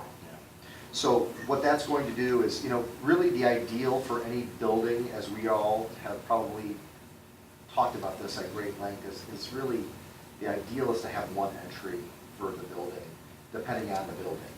I think with the high school, the protocol going forward from what we discussed with the high school administration was having basically 2 points of entry in the morning. One being by the pool, and then the two being in the front that we just discussed, doors 1 and 2. So, but at other buildings, we're really trying to narrow it down for one entry, one single point of entry to these buildings when the bell is basically rang for the day. So, did I miss anything with hardware? Just that the admin building is not completed yet. The admin building is not. I do want to mention one more thing, actually. Crossroads, we've taken actually Nancy and I were at Crossroads, obviously not our building, but we were able to assess with Guy Copachetta the physical nature of the building and the security there. He had to go to the board there to get some approval, and we were considering matching funds, because obviously we have staff and our students are there as well. So just want you to be aware that that is something we're also considering, but we're also waiting to hear from, obviously, their board about what they're willing to do. It is their building. So, moving forward, again, the feedback that I received, actually Nancy and I from the ALICE training, I briefly alluded to that. And really, it's just looking at our, it's not just, but it's one of the main things is looking at our lockdown protocol, and we're going to be changing that. Nancy has the contact information. Obviously, she worked on this several years ago, and it's never been updated with the recent ALICE learnings from the unfortunate incidents over the past several years. So we're going to be changing the protocol and then communicating that as well to our staff. So I want you to be aware of that. In addition to that, there's procedural changes that are going to be occurring at the buildings. We've communicated with the administration, and we're going to be incorporating basically the door protocol for the front doors, as I mentioned, as well as all the doors being locked and secured throughout the day, and expectations of students of opening doors such as the high school. And so there's going to be a lot more coming down that you're going to be hearing from the specific school administration at these buildings about what to do and what the repercussions are if things are not done appropriately. Okay, so just want you to know that that's coming down as well. What I also wanted to mention was the transportation. I know that we just talked about the new buses, but we're also actually ordering 12 cameras. So those are gonna be, we actually put in an order for 12 cameras for the 12 new bond buses that we purchased. And we should be receiving those onboard buses within the next, or onboard cameras for the buses in the next month and a half. And those are gonna be installed after we receive the new buses. So I just want you to be aware that that's in the works. Yes. When we purchase these cameras, is it a live feed or is it a recorded feed? So in other words, it's great to have a camera on there and it's patched wherever, but if you don't have a recording, is this going to be something that's recorded? So if we need to look back and see for either for a disciplinary issue or an accident or whatever, we got a recording. So it is recordable, and that's, you know, we have to, we have a law that we have to actually have 30 days as well, and I believe that applies to the buses as well. So yes, recordable, and they will be. No parking, OHS, so that's my next agenda item. So because of that unfortunate incident, but not just because of that unfortunate incident that Mr. Bailey brought up at the high school, that was kind of the tip of the iceberg right there. We are going to be, actually Tony's already looking to order, if you haven't already done so, additional signage that isn't there now, so I should say signs along the drive at the high school. A potential gate that's going to be put up, as well as painting no parking on each side of the drive heading from Ray Road, the north side of the parking lot at the high school. So that's going to be the start of the changes that are going to be occurring at the high school. And so I know that doesn't address what you had brought up earlier with the pool area, but it's going to address a major concern that happened again, and that was really just couldn't get through to the appropriate areas by, obviously, EMS the other day. And so we are looking to make those changes as soon as we possibly can at the high school. Yeah, because today, I mean, you have a line of cars around the circle there in the middle, plus a line around the outside of the circle, and then there's cars lined all the way up and down, all the way up. I mean, are the buses that full that many kids need to be picked up and dropped off, or is that just personal preference? The buses are that full, so I'll quickly answer that question. Okay. Yes. Because, I mean, the middle school was always the same way. It still is. I mean, there almost needs to be some kind of system or something put in place, or, you know, if you're going to pick the kids up, delay it 10 minutes until the buses are loaded and then go out, because, I mean, some buses are trying to circle through there, you know, parents are whipping in, and, you know, you got a line of cars, and then 2 or 3 parents will whip into the middle of the circle, pick their kids up and fly out. And, I mean, like I said, today, I mean, you watch 3 kids just, you know, just about get winged by a parent at 80 miles an hour in the parking lot. Let's go through. Thank you.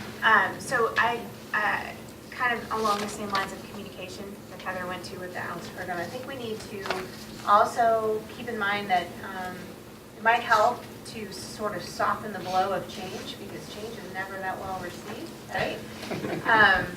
I guess my question is, are we going to place signs not just to tell people what not to do, but to give them some good instruction on where they should be parking? And are we going to initiate a communication campaign to people ahead of time that may or may not be seen, but it's in their email or wherever it needs to be, even a letter to home to all of our students' parents and all of our families, to let them know that we are changing our parking policy, because this isn't something that we've necessarily addressed in a while, right? So, I mean, the way Mr. Bailey's described it, I think that is true, but I also, and there's definitely a need for a change, but I think if we soften the blow a little bit just by working together. Well, the sad reality is, if you look in the parking lot, there's plenty of parking space. It's everybody lining up. I don't disagree with that, but I think, you know, because it's happening the way that it is, I think just a friendly reminder to direct people to the appropriate places to park. With the gate that's up that keeps them from parking where they're supposed to, et cetera, it might be a little bit more of a soften, like I said, just sort of soften the initiative a little bit so that it's a collaborative effort. Let's do this together and make sure no kids are getting hit, right? That kind of thing. Yes, sir. I hate to be this guy, but I'm gonna be this guy. Oh, no, you don't. Yeah. So a couple of years ago, we've addressed this issue, and we passed a resolution that said, and it went out to the community, park where there's a parking spot. Listen, I'm not a small guy, so I take the advantage of walking when I can. I get my steps in according to my Fitbit. But when you have a function, a baseball game, a softball game, and you decide that you're gonna jump the curb and go park at the baseball field because it's less of a walk, that's a problem. We're spending a lot of money here to upgrade our facilities, to take care of our facilities. It's common sense. It's common sense. It's not a letter that needs to go out. The letter went out before and nobody batted an eye at it. There's got to be proper, I'm not saying we don't send anything out, but we send something out. We put the money to paint the sign, to paint the roads, no parking, and then unfortunately you write tickets. We're not here to be popular. We're here to keep these kids safe. And when kids are real close to getting hit, like I witnessed the other day, I'm sorry. I don't need to be a nice guy. I don't need to be liked. I need to keep kids safe. Oakland County Sheriff will send out really nice reminders. So, and not to mention, it's not just our parents. We open up our district to a group of parents that bring their kids up for, was it Suzuki Strings, Dance Consortium, that are coming from Rochester, Troy, Clarkston. You see all the Clarkston schools on the back of their stickers, on the back of their... So if we send an announcement out, those people aren't getting it. They don't know, but yet they're the ones that were pinned in. You couldn't get EMS. I was there. I saw it. And it just baffles my mind that there isn't this much common sense that people say, I shouldn't be parking on the grass and that nobody can get through here. I couldn't agree more, but we don't control the action of other You people. control, but you So can you control control it simply by putting signs out there, and if the signs aren't followed and the roads are paved or they're painted, if that's not followed, you write a ticket, and that's how the control happens. I just am saying, let's add on to that with mass communication if we can. That is an objective, another way that's not going to hurt anybody, to have another way to communicate. Just another way to communicate, even by email. And it starts at the top. It starts at the very top. If as board members, we're parking where we shouldn't be parking, we should get a ticket. If we're parking in the circle driveway for a board meeting, I would expect to come out and have a ticket on my windshield. Same thing for the superintendent, same thing for our principals, same thing for our contractors that come in. Folks, this is important. This is about safety of our kids. But you have to have the markers in place so people know, the circle isn't painted a certain color right now. People don't know that they shouldn't park. And, you When know, it fairness, says no parking it says signs. fire lane and there's a hydrant, you're not to park 500 feet. Here's a perfect example. It is marked right now. Yeah, Here's a it's perfect marked. example. Y'all went to driver's ed, they know. Perfect example is where it says do not enter, and somebody puts a sign out there that's a 4x8 sheet of plywood that says do not enter, and they put cones down there. The people get up, get out of their car, witness with my own two eyes, move the cones, and drive up. At this point, folks, we can't do any more. So I'm going to get off my soapbox. Let's proceed. Mr. Stepik. Thank you. Thank you, Dan. You said a lot of what I wanted to say. I was around when we passed that ruling, and it just hasn't happened. My next concern, though, with what Corey brought up, was are the signs going to say no parking or no standing and parking? And is that an issue that we need to address? Because standing would be the problem that you ran into, all these people waiting for their kids. Yeah. So I don't think we passed a resolution on standing, though. Because clearly, we're talking about two different issues, right? Well, Because one is parents picking up their kids at the end of the day Right. who are standing in positions around a circle, clogging up that area, instead of being on a parking lot and their kids going to them. right. The second thing is we have people parking in lanes that are designed to bring traffic in and out, because they don't want to park 50 feet that way in a spot, but they want to park over here, they're going to play tennis, or they're going to go to a baseball game, so they park right in the lane. So we've got two different issues, right? Right. One is I'm parked, that's a clear one. You park between yellow lines. That's what I'm That's getting what at, we do. though, Got a because huge parking we're lot. ordering signs. But this other issue is, I think, a bigger one, because that is, picking up your kids after school is a pattern behavior. That's got to change from within the school. That's difficult. And that's a difficult, that's something that has to be stated, because now you got those kids dashing out into parking lots. You got to create a procedure around that. Me too. That's not as simple as dealing with the people who are parking going over to a baseball game. So I think you got two separate issues to address. And I would agree with Jenny that that needs to be communicated that way.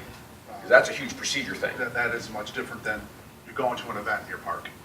Much different. The good thing is we just get to let Mr. Throne worry about all that stuff and have him get the procedure. Just soaking it all in. I know, it's like a sponge. Just like a I'm right here, sponge. Tim, I'll help you right He's chewing on antacids right now, so. No, there's seeds. Anything else, Mr. Barnett? For now, that's it for my safety report, so I do have another item on the agenda, a couple Well, more. hold on there, because our superintendent would like to chime in on the safety. Yeah, just in regards to safety, a few clarifications. One, we're not looking at an afternoon police liaison. It would be an afternoon security person, security guard. So just to be clear, because those are two separate positions funded to different entities. And so it is not an afternoon police liaison. That's one. I think that,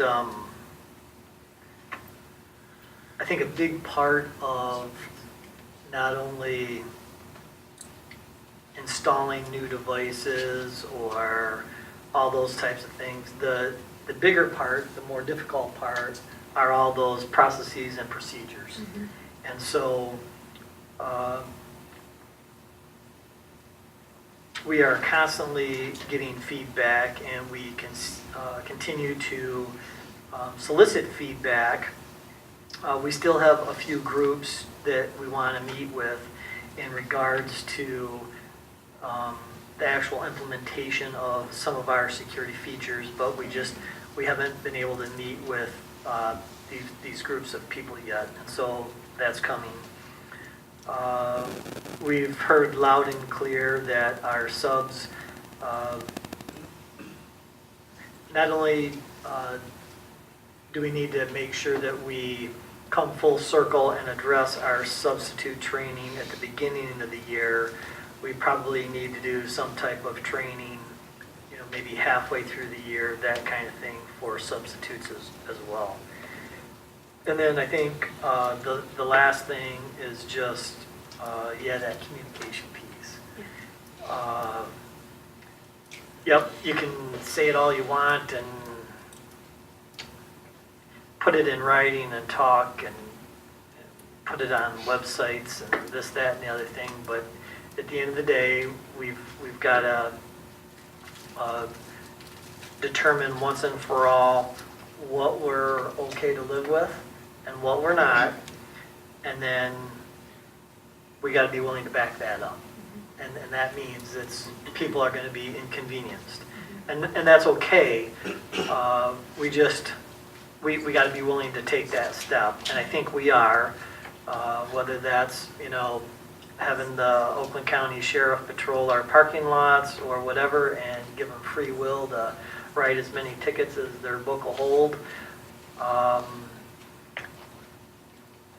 Just know that there's going to be some pain involved, and it's easy to sit here and say it because I'm on the opposite end, and that when those tickets get issued, they're coming to my office first. And they may or may not get to this issue, get to the board. So once we get to that point of really figuring it out, I totally agree. We got to just continually communicate. every which way possible, but at the end of the day, we do have to enforce it. Otherwise, we are not going to have a change in behavior. That's all there is to it. That's what we know, so. And I want to say to the community,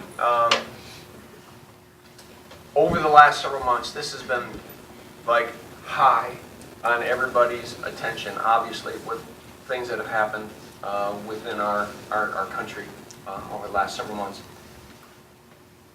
This is like putting your arms around a beast. This is not the day where, you just do a fire drill, right? The number of variables that you have to be dealing with and training hundreds of people and continuing education in areas that a school has never really had to think about that much. And so we are working hard. We're behind, but so is every district in the country. But we're working hard to get caught up. That's why Sam is bringing to this board every month an update. What have you accomplished since the last time? Where are dates going to be for certain things to get done? We're taking this very seriously, and I think, I want you to know that. What else you got, Sam? Since you have 7 or 8 or 9 things. Oh, sure, 7. Okay. The next item on the agenda is the OVA computer purchase. So within your board pack, there was an actual quote for 60 HP 450s, and this is for our students. Obviously, as we talked about at the board budget meeting prior to our regular meeting, this year we had a huge growth in OVA and our OSEC program, our early college, and so K through 13. These 60 computers are basically replacements for the current computers that are 6 years old. So this is a budgeted item within virtual, and again, I will be bringing this to for your approval next board meeting. And again, in the total amount of $36,276.60 from our general fund virtual academy budget. Thank you, Sam. Next item on the agenda just an informational as well as the final item, and that's the natatorium RFP. So we put out a RFP request for proposal for our pool at the high school, and for vendors to come to us with any vendors that would like to basically manage our pool facilities for us. And right now we obviously have one provider, and so they're still welcome, obviously, to bid on it for this RFP. And so I just wanted everyone to be aware that this RFP is out for the next 2 weeks, and we'll be taking these bids in late May and opening them up and seeing what is our best options for this going forward. So I just wanted the board to be aware of that.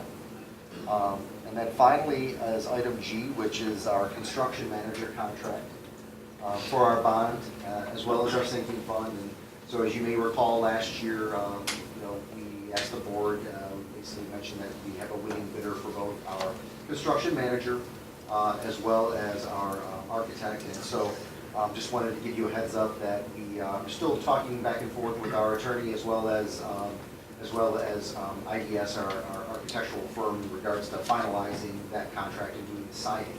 But we are going to be signing the construction manager contract tomorrow with Clark Construction. So I just wanted to give the board a heads up as well. Sam, thank you. Thank you Been a very busy much. day today. Very busy, thank you. Thank you. Human resources. Well, I just wanted to thank the board for approving our recommendation for Tom Hartwood as school psychologist. And Tom, I think, will be an absolute asset to the district with his background, knowledge, and experience that he can bring to watch this and share with staff and students. Thank you, and we will have many more recommendations coming up because we have some hiring to do. It's good. Very good, thank you. Thank you. Student services. Nothing from student services. Wow. I gave all my time to Sam. You gave all your time to Sam, and he took more. You know those finance guys. Those finance guys. Policy. Anything in policy? Good. All right. Here's where unscheduled participation comes in, everybody. This is a chance for anyone, any citizens, to, I don't know if you guys even have agendas. Individuals are welcome to speak for 5 minutes during this public participation section of the agenda. All statements shall be directed to the presiding officer. I guess that's me. No person may address or question board members or the superintendent individually. In order to speak to the board, individuals must fill out a, we really should, where are those cards?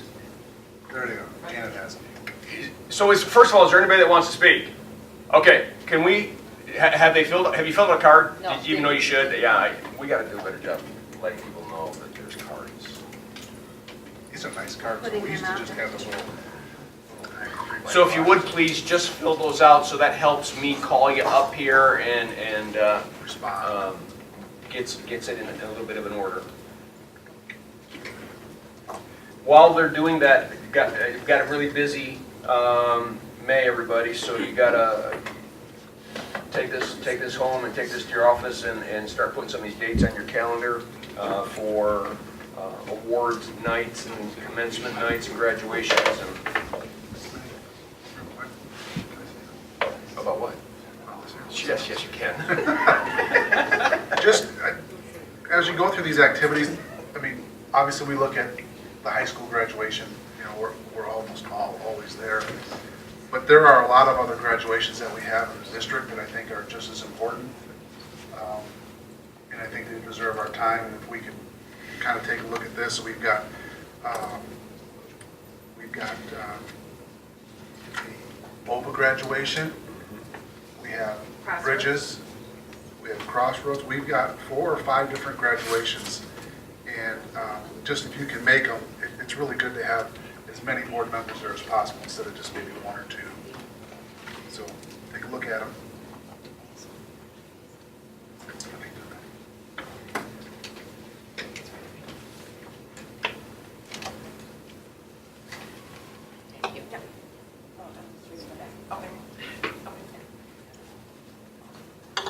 Thank you.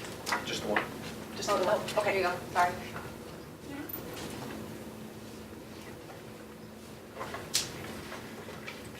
All right, Angela, you would like to talk to us about safety. Okay, so I'm a lunch monitor at the middle school for 9 years now. So I don't want you guys to forget the lunch monitors need training also, along with anyone that's outsourced there. So if you're doing training for all your teachers and your staff, administration, we also need to have some of that training. So that's a concern.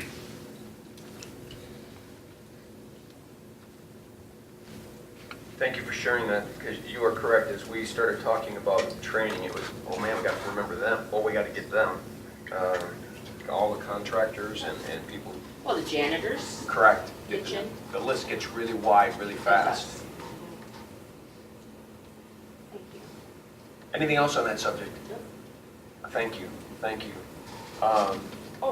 wait. Yes, go ahead. Yeah, traffic for the high school. Is there any way for the traffic to go behind the school? To come in and go out, or is there no exit back there now? It's a long story, but the answer is no. Okay, that's fine. What's going to happen with that, it's part of all of this, that back parking lot where they park for the athletes and things like that? So I should have mentioned earlier, yeah, we've got input from Jordan, our athletic director, and the high school. And Tony has left about putting a fence to control access beyond the auto shop. Okay? Most likely none of that will go into effect until next school year, just because we don't have it budgeted and all that kind of stuff. But there are plans for, I think, I'll just say it this way, putting up some type of fence or mechanism in which we can control actual. Ingress and egress? Yes, exactly. A coded gate maybe or something, is that a thought? Yes, something. Okay. Yep. Marge Evans. Yes. Yes, please. Hi. First of all, I want to thank you for the efforts you guys have put in for safety. I sub a lot in our school district and have for the last couple of years. And I understand that Clear Lake does have a buzzer system, which is a visual. But if you go to Clear Lake, and this is talking from experience, in being in charge of that buzzer, I don't know why a person isn't in our building or coming to our building. I can't talk to them through that glass. So I literally have to hit the button. They come in, 3 or 4 parents follow them in because it's not one at a time.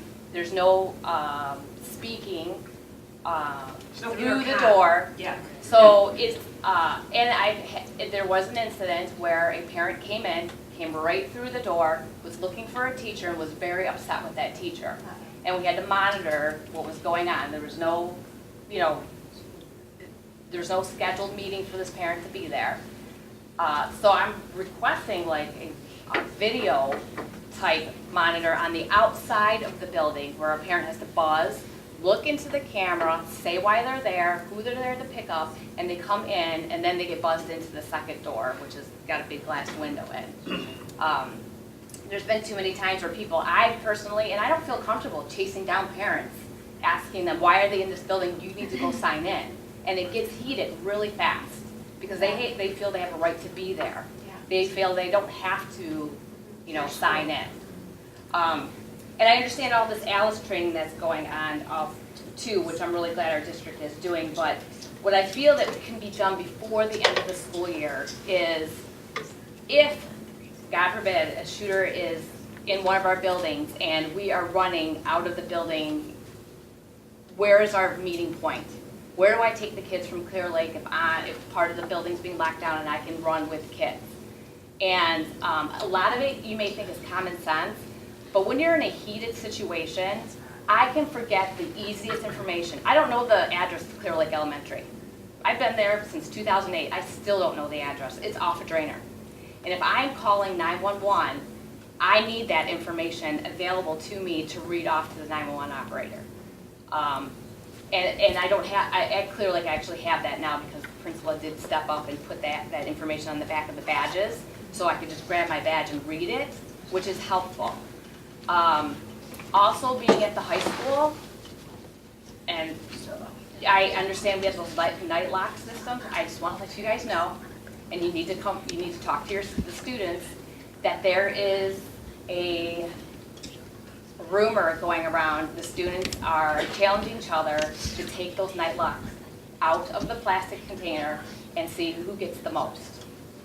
So, and they're not locked up. You can go up and unlock it and, and take those away. So I want to tell them how big of a deal it is for them not to play this game and challenge each other to it. I sub there also too, and this is just me dipping into other kids' conversations, and that's how you find out what's going on with the school, with our students. Not I'm saying all of them, just saying it concerns me that they're challenging each other to do this. And they do things like that. So, but also. They eat Tide Pods. Huh? They eat Tide Pods. Yeah. That doesn't surprise me. Okay, so that's all I can think of right now, but. Ms. Elder, I have a question for you. Yeah. Because I can tell you've thought through many of these things. Whether it's a video camera or a buzzer system, we let someone in and 4 parents come behind them. Mm-hmm. Give me a quick idea of how you prevent that. Well, at Clear Lake, there isn't any way, because you buzz one person in, they all follow through each other. But couldn't that happen at any school? As parents are gathering near a door, once that door is open, I'm grabbing it and I'm also following that person in any door that's open because I think that I have permission to go in. So I think you raised something that I have never thought about. Well, with the video camera on the outside of the building, you can see people approaching. And I know this, my son went to a private school in kindergarten, and there was 2 double doors at school, and I had to look up to the camera, hit the buzzer, say, I'm Marge Evans, I'm here to see my son, or whatever, volunteer. And I had to be let in, buzzed in that door, and then I had to walk through another set of doors. I had to be buzzed in there as well. So that way, if somebody did walk in behind me, they would see there was somebody else behind me through the first set of doors. So we had 2 buzzers. And sometimes I had to wait a couple minutes because the secretary wasn't there, and it was freezing cold out. But that's something I've been pushing for since Sandy Hook. After Sandy Hook, I came to the board and asked for these buzzers to be put in all our schools, because it's too easy for parents to get in there, you know, just to walk right in and follow everybody through. And then, you know, sometimes when the subs are there, like me, I feel uncomfortable telling parents, you know, chasing them down the hallway, you need to come back and sign in. And then they get irritated and, you know, it's uncomfortable. Thank you. Like that. Thank you, thank you, thank you. Mr. Norris? How you doing, buddy? Good. Good. Hey, I just want, you know, we can beat a dead horse over the safety stuff and go on about it. We can be here until tomorrow morning. I get it. I think number one thing that we have to do is start nipping it in the bud with the kids that are making the threats towards the school.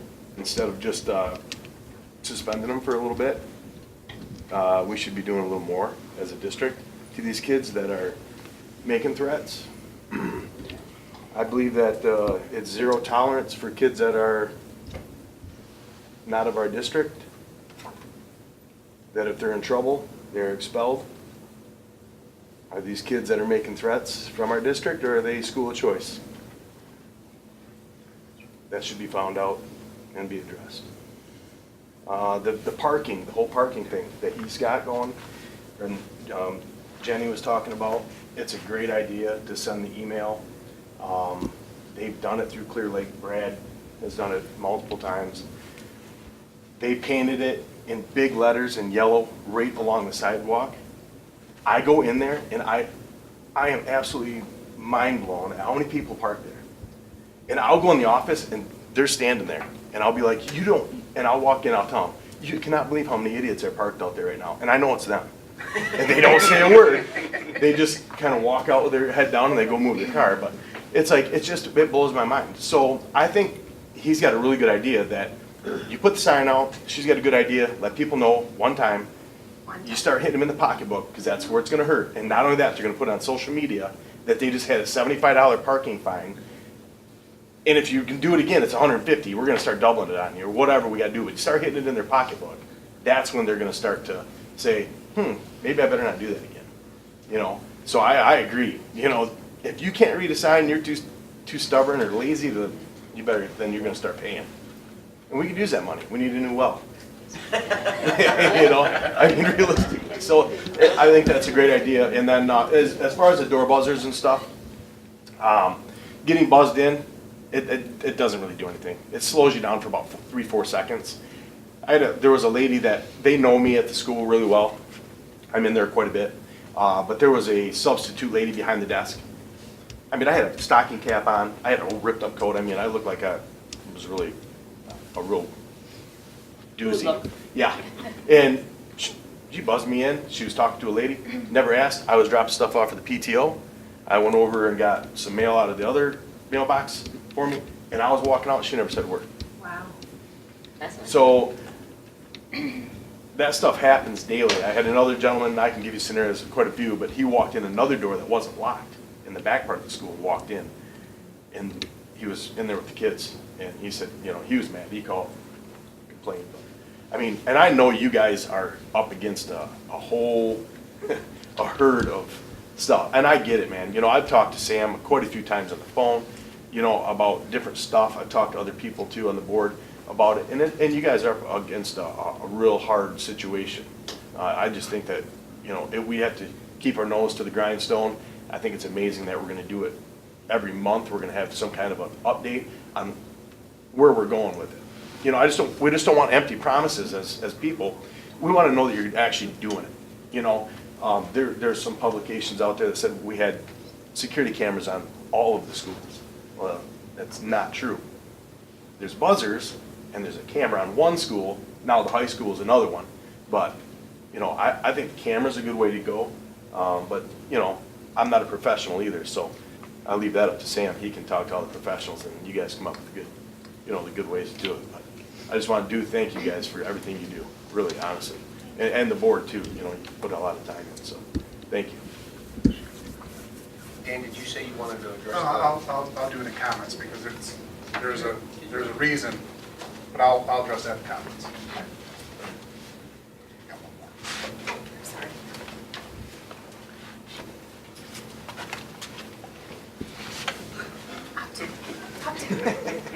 And I just want to say to you, Rick, I'm glad that you appreciate the fact that when you start trying to put your arms around security of a building that has multiple doors, that you have substitutes and you have people, contractors coming in, and at 3 o'clock, you got people moving in 17 different directions. Yes. And doors are open everywhere. There is a lot to do to try to get our arms around how to secure that and how to do that, and then how to write procedures for it, then train people, and then have a 17-year-old kid put a rock in a door, and then all of a sudden, it all is done, you know? So we are It's on huge. this. We're on it. There's a ton of buildings. The high school's huge alone. I wouldn't even want to try to lock that down. But the problem being is you're never going to lock the building down. If somebody wants to get in there, they're going to get in there. Yeah. So the problem's going to be is when they get in there, you have to stop them. Yeah, and hopefully the That's night the locks issue. are there. That and other procedures. Yes, and the procedures. Jennifer, you want to talk about Alice and a couple other things? I did. I just, I wasn't exactly prepared to speak to the board tonight. I've been waiting to have a meeting with Tim and Sam and Nancy. I was the teacher who went to the Alice instructor certification, so I can answer a few of your questions that you asked tonight if you wanted me to. I would also request that maybe I meet with the board. I do have some other things that I would like to discuss. So I just wanted to let you know that I'm here and I can answer any questions if you have any for me. What are 2 or 3 highlights that you would want us to know since you were in that training? The number one highlight is the training was really beneficial. It's labeled as instructor certification. Going into it, I thought, how am I ever going to plan a scenario? But after going to the training, I feel confident in planning something because they're very simple. I could do something in Clear Lake today if I needed to. And I think that it is important to get these things rolling right away. I don't think that we have to wait until August 21st and do something district-wide. I've talked to Mr. Bigelow about things that we can do right now. And for example, when we were in the training, the first thing that we did just to show us that the lockdown procedure isn't that great all the time is the instructor asked us all to hide under the tables and not do anything. And he simulated coming into the room with a weapon and he threw tennis balls at all of us. And we were all dead at the end of it. And so just simple things like that get the point across, and then moving on to, in this scenario, we could barricade or we could escape, or this is how you make an intercom call to inform your staff, and they can make a decision as to what they're going to do based on where they are in the building. Those are all things that I feel like we could do building-wide right now, and having that training was so much more beneficial than the online training. The online training is good, but it's very basic, and I would really, Alice does recommend one trainer for every 50 students. They could come to our district, but it would be more costly. And being trained and being able to go back in my own home school and work with Brad, I think would just be so beneficial for our staff because we're there every day and we know the corners and the ins and outs. So I think that that would be something very important. The second thing that we could do right now, I think, would be formulating some crisis teams and doing some kind of a vulnerability assessment in the school. And that could be board members, that could be parents, that could be teachers. There are a lot of people that are willing to take on that role and help and come up with updating our safety manuals, getting those numbers on the building. Some of the Oakland County police officers that were there made some really good suggestions, like having numbers on the outside of our classroom doors for our rooms so they know what room numbers they're near when they're pulling up to the building. Having our numbers perpendicular down the hallway so when they're running down the hallway they can see. Things like that just to discuss and come up with ideas as well as a rally point that they suggest, like Marge was saying. It's important to have a rally point outside of the police perimeter. and go to that rally point with your students, let the parents know where it is. And also, like Mark had asked some questions, and I think Mr. Bailey had asked about, are we going to get the students involved? They recommend that you can do the training that we did with any age, 9th grade and above, and they offer a lot of resources for the younger students. There are books that you can read, people can come into your classroom, the police liaison could come into the classroom. There are small drills that you can do with students very easily. I did a different sort of fire drill with my students last week, and they're only 2nd graders, and they took huge leadership, and it was amazing just to see what they could do. So just doing that with those students there are things that we can do right now. As a teacher and hearing the teachers discuss things in the building, we don't feel empowered yet because we haven't been told this is okay to do. I know that it's, we all say it's common sense and use your common sense, but teachers are structure and they need to be told that it's okay, that you can escape. And the only way that they're going to do that is if we practice it.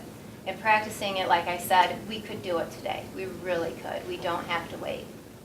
So, I sorry. appreciate that. Sam, you have safety committee meetings.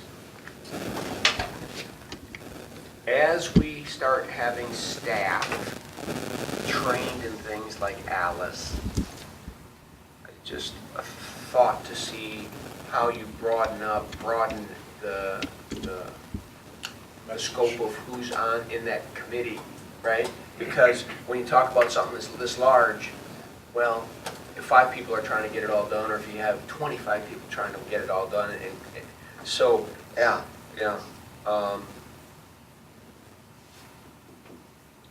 getting them trained and empowered to be part of the solution, right? Let's talk. Yeah. Okay. Thank you. You're welcome. Thank you so much. Any comments? Yes, Mr. Bailey. Doing the train the trainer or do any of that, does that have to be school, teachers, whatever? It can be whoever you want. And you don't have to have your district staff trained to be a trainer. You can hire the Alice training staff for those events as well. So What about us? I'll do it.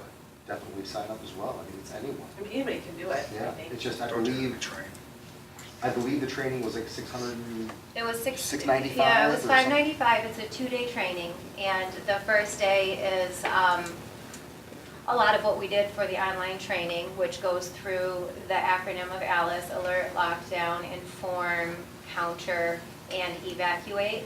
And then the second day is a lot of scenario drills.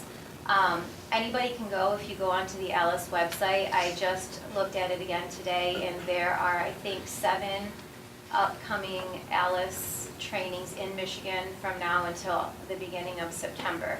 And you can sign up for any of them that are open registration.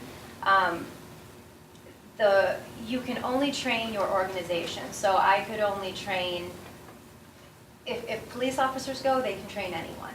But I could only train people in the Oxford district.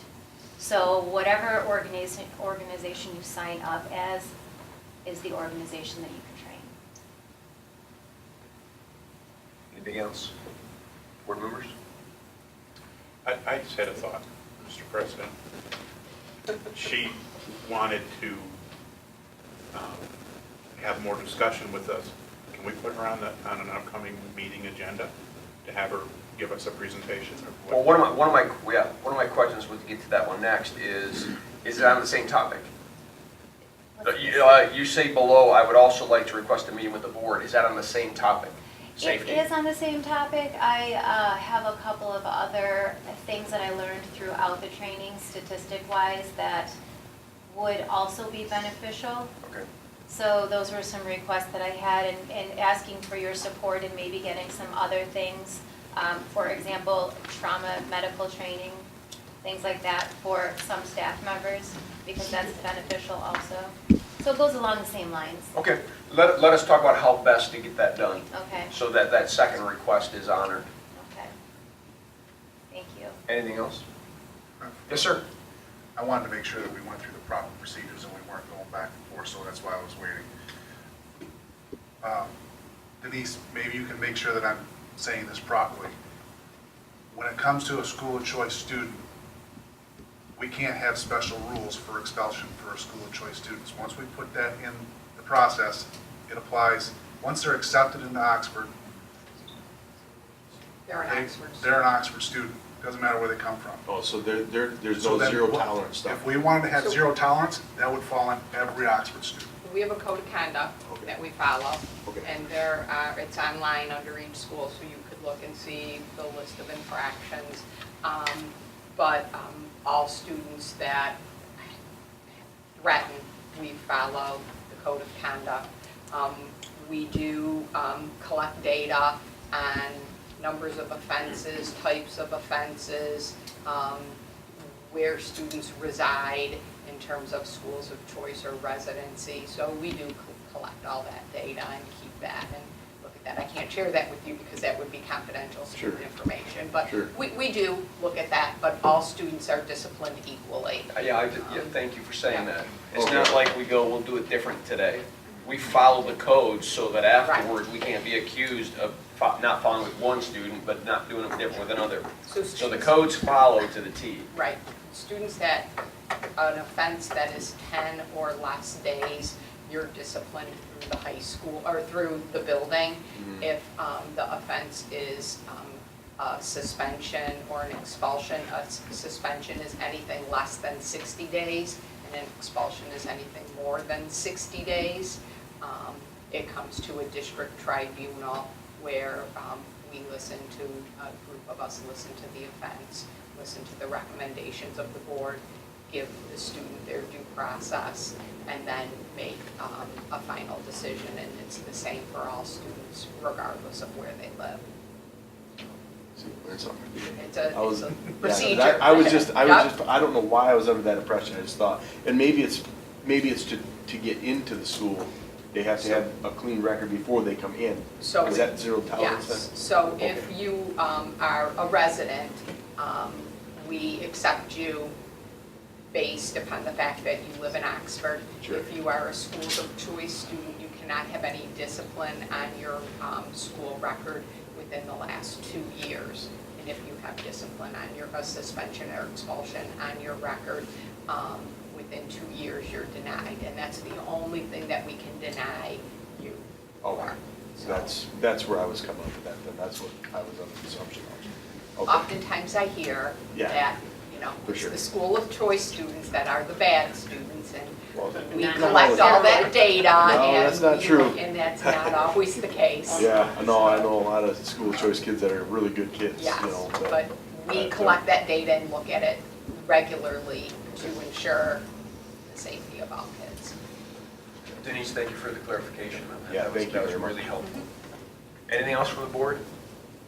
Anything else from the community? I don't have any other cards. Okay. We've been looking at the scheduled events. Clarification? Final board comments. Mr. Bailey? Thank you, Mr. Brown, for hosting us again. It's always a pleasure. It's not me tonight. Zoe Ilse? Thank you, guys. It was a great presentation as well.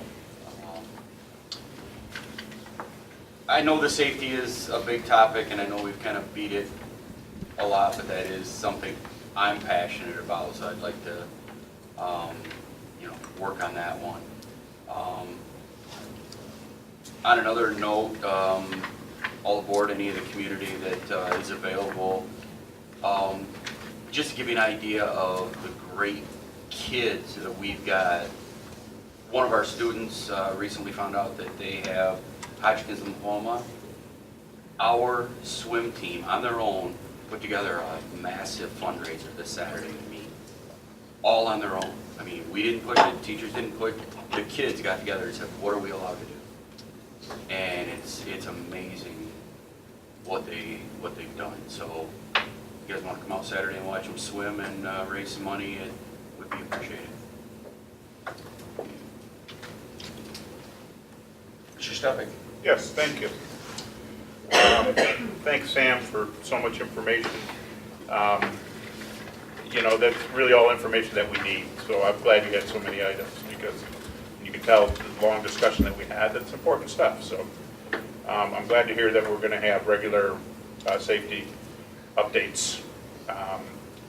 I want to, some of you may know that I'm also the director of or the president of the athletic boosters for the district. And we had our award ceremonies for the senior athletes this past Sunday. And I just want to give a real warm, heartfelt thanks to Mr. Donnelly, who came and gave the keynote speech and just did a phenomenal job. Just gave me chills. He did such a great job. And so I just wanted to thank you very much for that. And it was very, I heard comments from other people that really enjoyed it as well. It was an honor. That was fun. Thank you. Thank you. That's it. Ms. Schaefer. First of all, Washia, I thought you did a great job. Thank you for coming and presenting to us and letting us know how OELC is doing. You know, when I got on the board, I'm a newbie, so one of my first things I did was security. It's literally the first thing in my notebook. This is my first board notebook, and it's literally, I visited every building to find out exactly what they had. And so I've been preaching about this for a long time, about our entrances. That doesn't matter if we have night locks or whatever we have, that people can get into our buildings. Doesn't matter. No one's gonna. So I'm so glad that we're all boarding the ship together and gonna tackle that. And I appreciate the communication piece. And I think perception is everything. And perception, communication, consequences, we talked about a lot of those things today, and I think that those are all important and they all need to come together. And I think when those things do come together, whether you're talking about parking lot issues or security issues or anything, solutions can be found. So I'll leave it at that. I'm sure I'll see you all at the scheduled activities, and thank you for your comments, by the way. Thank you very much, all of you. Thank you, Ms. Guthrie. Thank you. Thank you very much for having us tonight and for a wonderful presentation. OELC is a fabulous organization. We are so lucky, so fortunate to have you as part of our district. I think another word, concept we talked about tonight too was quality. And I feel like we're all feeling pretty overwhelmed by the task ahead. And not just for safety, but I think for a lot of things. I mean, look at how much Sam brought us tonight and how many different types of topics. We're doing a lot. And it's exciting. It really is exciting to think, gosh, look at how much we're getting done. But the safety issue is number one. And I think I'm having a little heartburn, a little anxiety over, I'm still having that over the communication campaign opportunity. So I think the comments that were shared tonight, the questions, help us think about how to balance that overwhelmed feeling with how are we going to deliver a quality program and a quality product all together. So from the parking at the schools to safety at the schools, I think I just want to reiterate the importance of the collaborative tone that we try to take. And I understand, and I truly get that it's not always realistic to expect that that's going to be met with, that others are going to welcome that and that they're going to respond in a positive way. I get that completely. But to me, it's about setting the tone and then staying with it and maintaining objectivity and maintaining balance, and we're going to need to take time. So there is an expectation, I think, that we're going to get some stuff done pretty quickly, and I love that concept. Whatever we can get really good direction to do well, let's do it. If we're not going to do it well and we're going to scramble, let's take a back step. And that's how I really strongly feel, and I hope that we're all in that together too, that we want to implement something that's going to be credible and that people are going to feel comfortable with, and on some level. That's my request, is that we take time. Take time is a big message. So, and thank you again for having us tonight. Thank you. Mm-hmm. Dan? Lucia, thank you for your presentation. Thank you for hosting us. Thank you for opening up your building. Mr. Brown. And it's good to see Karen again. It is. Always good to see Karen. But I appreciate y'all staying because, you know, we go through this whole meeting and it was a little bit long tonight. We've been here since 5:30 with budget stuff. Some of us have. And, but these are the important things because, you know, we can set policy and we can do all the things, but when you know firsthand what happens and then, like Mr. Donnelly said, somebody pushes a button and 3 people follow them in. So those are all important things to know how they're happening. We put policy in place. What's the follow through? What is it looking like? So it's important for us to know. So I appreciate you staying and letting us know that. Unfortunately, we live in a new reality. I don't know. Maybe I'm feeling like that old guy now. Maybe get off my lawn or whatever. But at the end of the day, we do live in a new reality. And I don't, ever since I've been on this board, 6 years ago, almost 7, whatever it's been, I've never worried about money for the district. Never worried about it. But as the years have gone by, I worry about staff and student safety. Those things worry me to no end. And that's why I'm so passionate about why we follow things.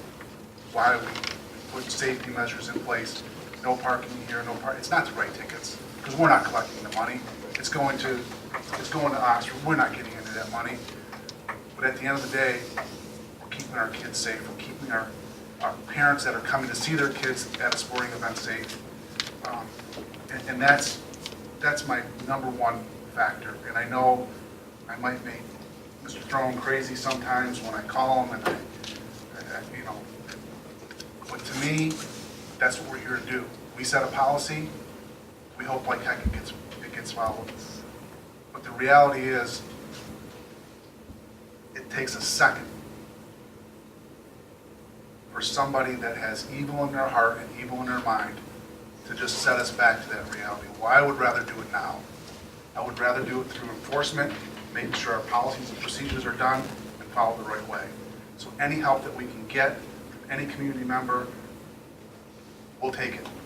We're not sitting up here saying we know it all. We don't, because we're not in the buildings day in, day out, month after month, year after year. You guys are our eyes and ears. You let us know what's happening. And then we let the people that are professionals, police officers, people that are in education that deal with this and have much, much, much more knowledge from data that's gathered from all over the country that can say that this works.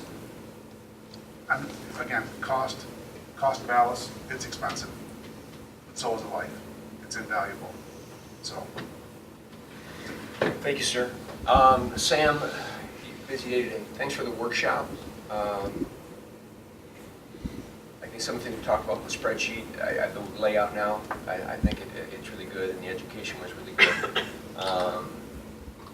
OELC, wow, you got something. And you know, you think of cultural environments, you think, you know, it's never about a single individual, but it's about the chemistry of a bunch of people working together. And when that can happen, it's magic. And so that is a beautiful thing. And I know that whole cultural thing is way up on your priority list. And this is just a hint of that. For you heard us go about a bilateral seal. For the first time ever, Oxford students who have a control of 2 languages, their native language and another language, will have a seal on their certificate. It's a big deal. We're going to honor that mastery of a second language, whether that's a native language of a relative or whatnot. And so I'm just glad that we're a district that said, you know what, that's important to pursue. And we're working hard to try to get on certificates this year for graduation. So that's cool.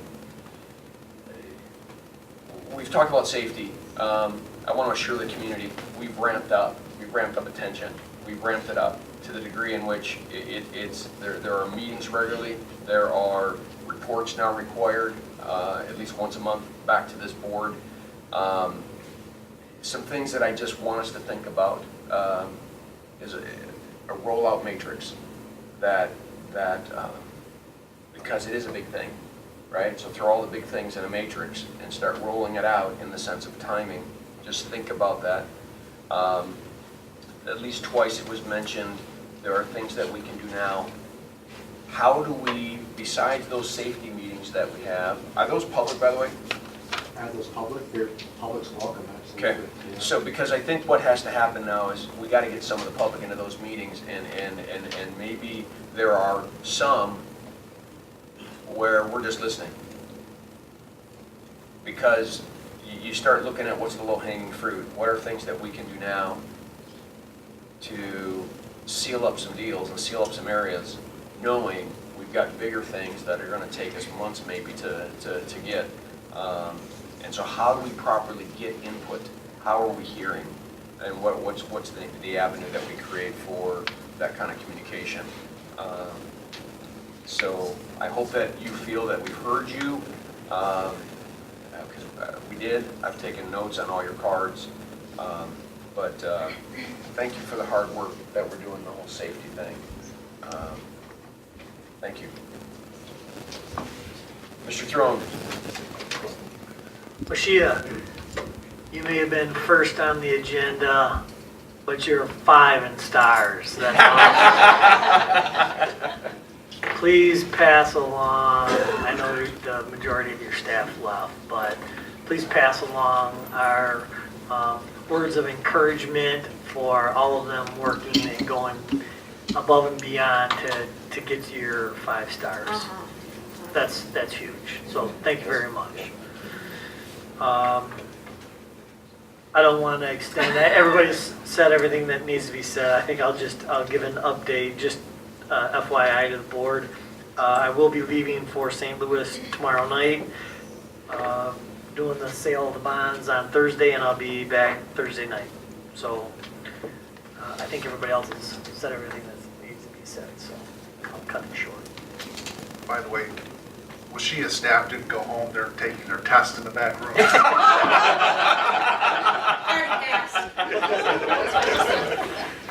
Meeting adjourned. Thank you.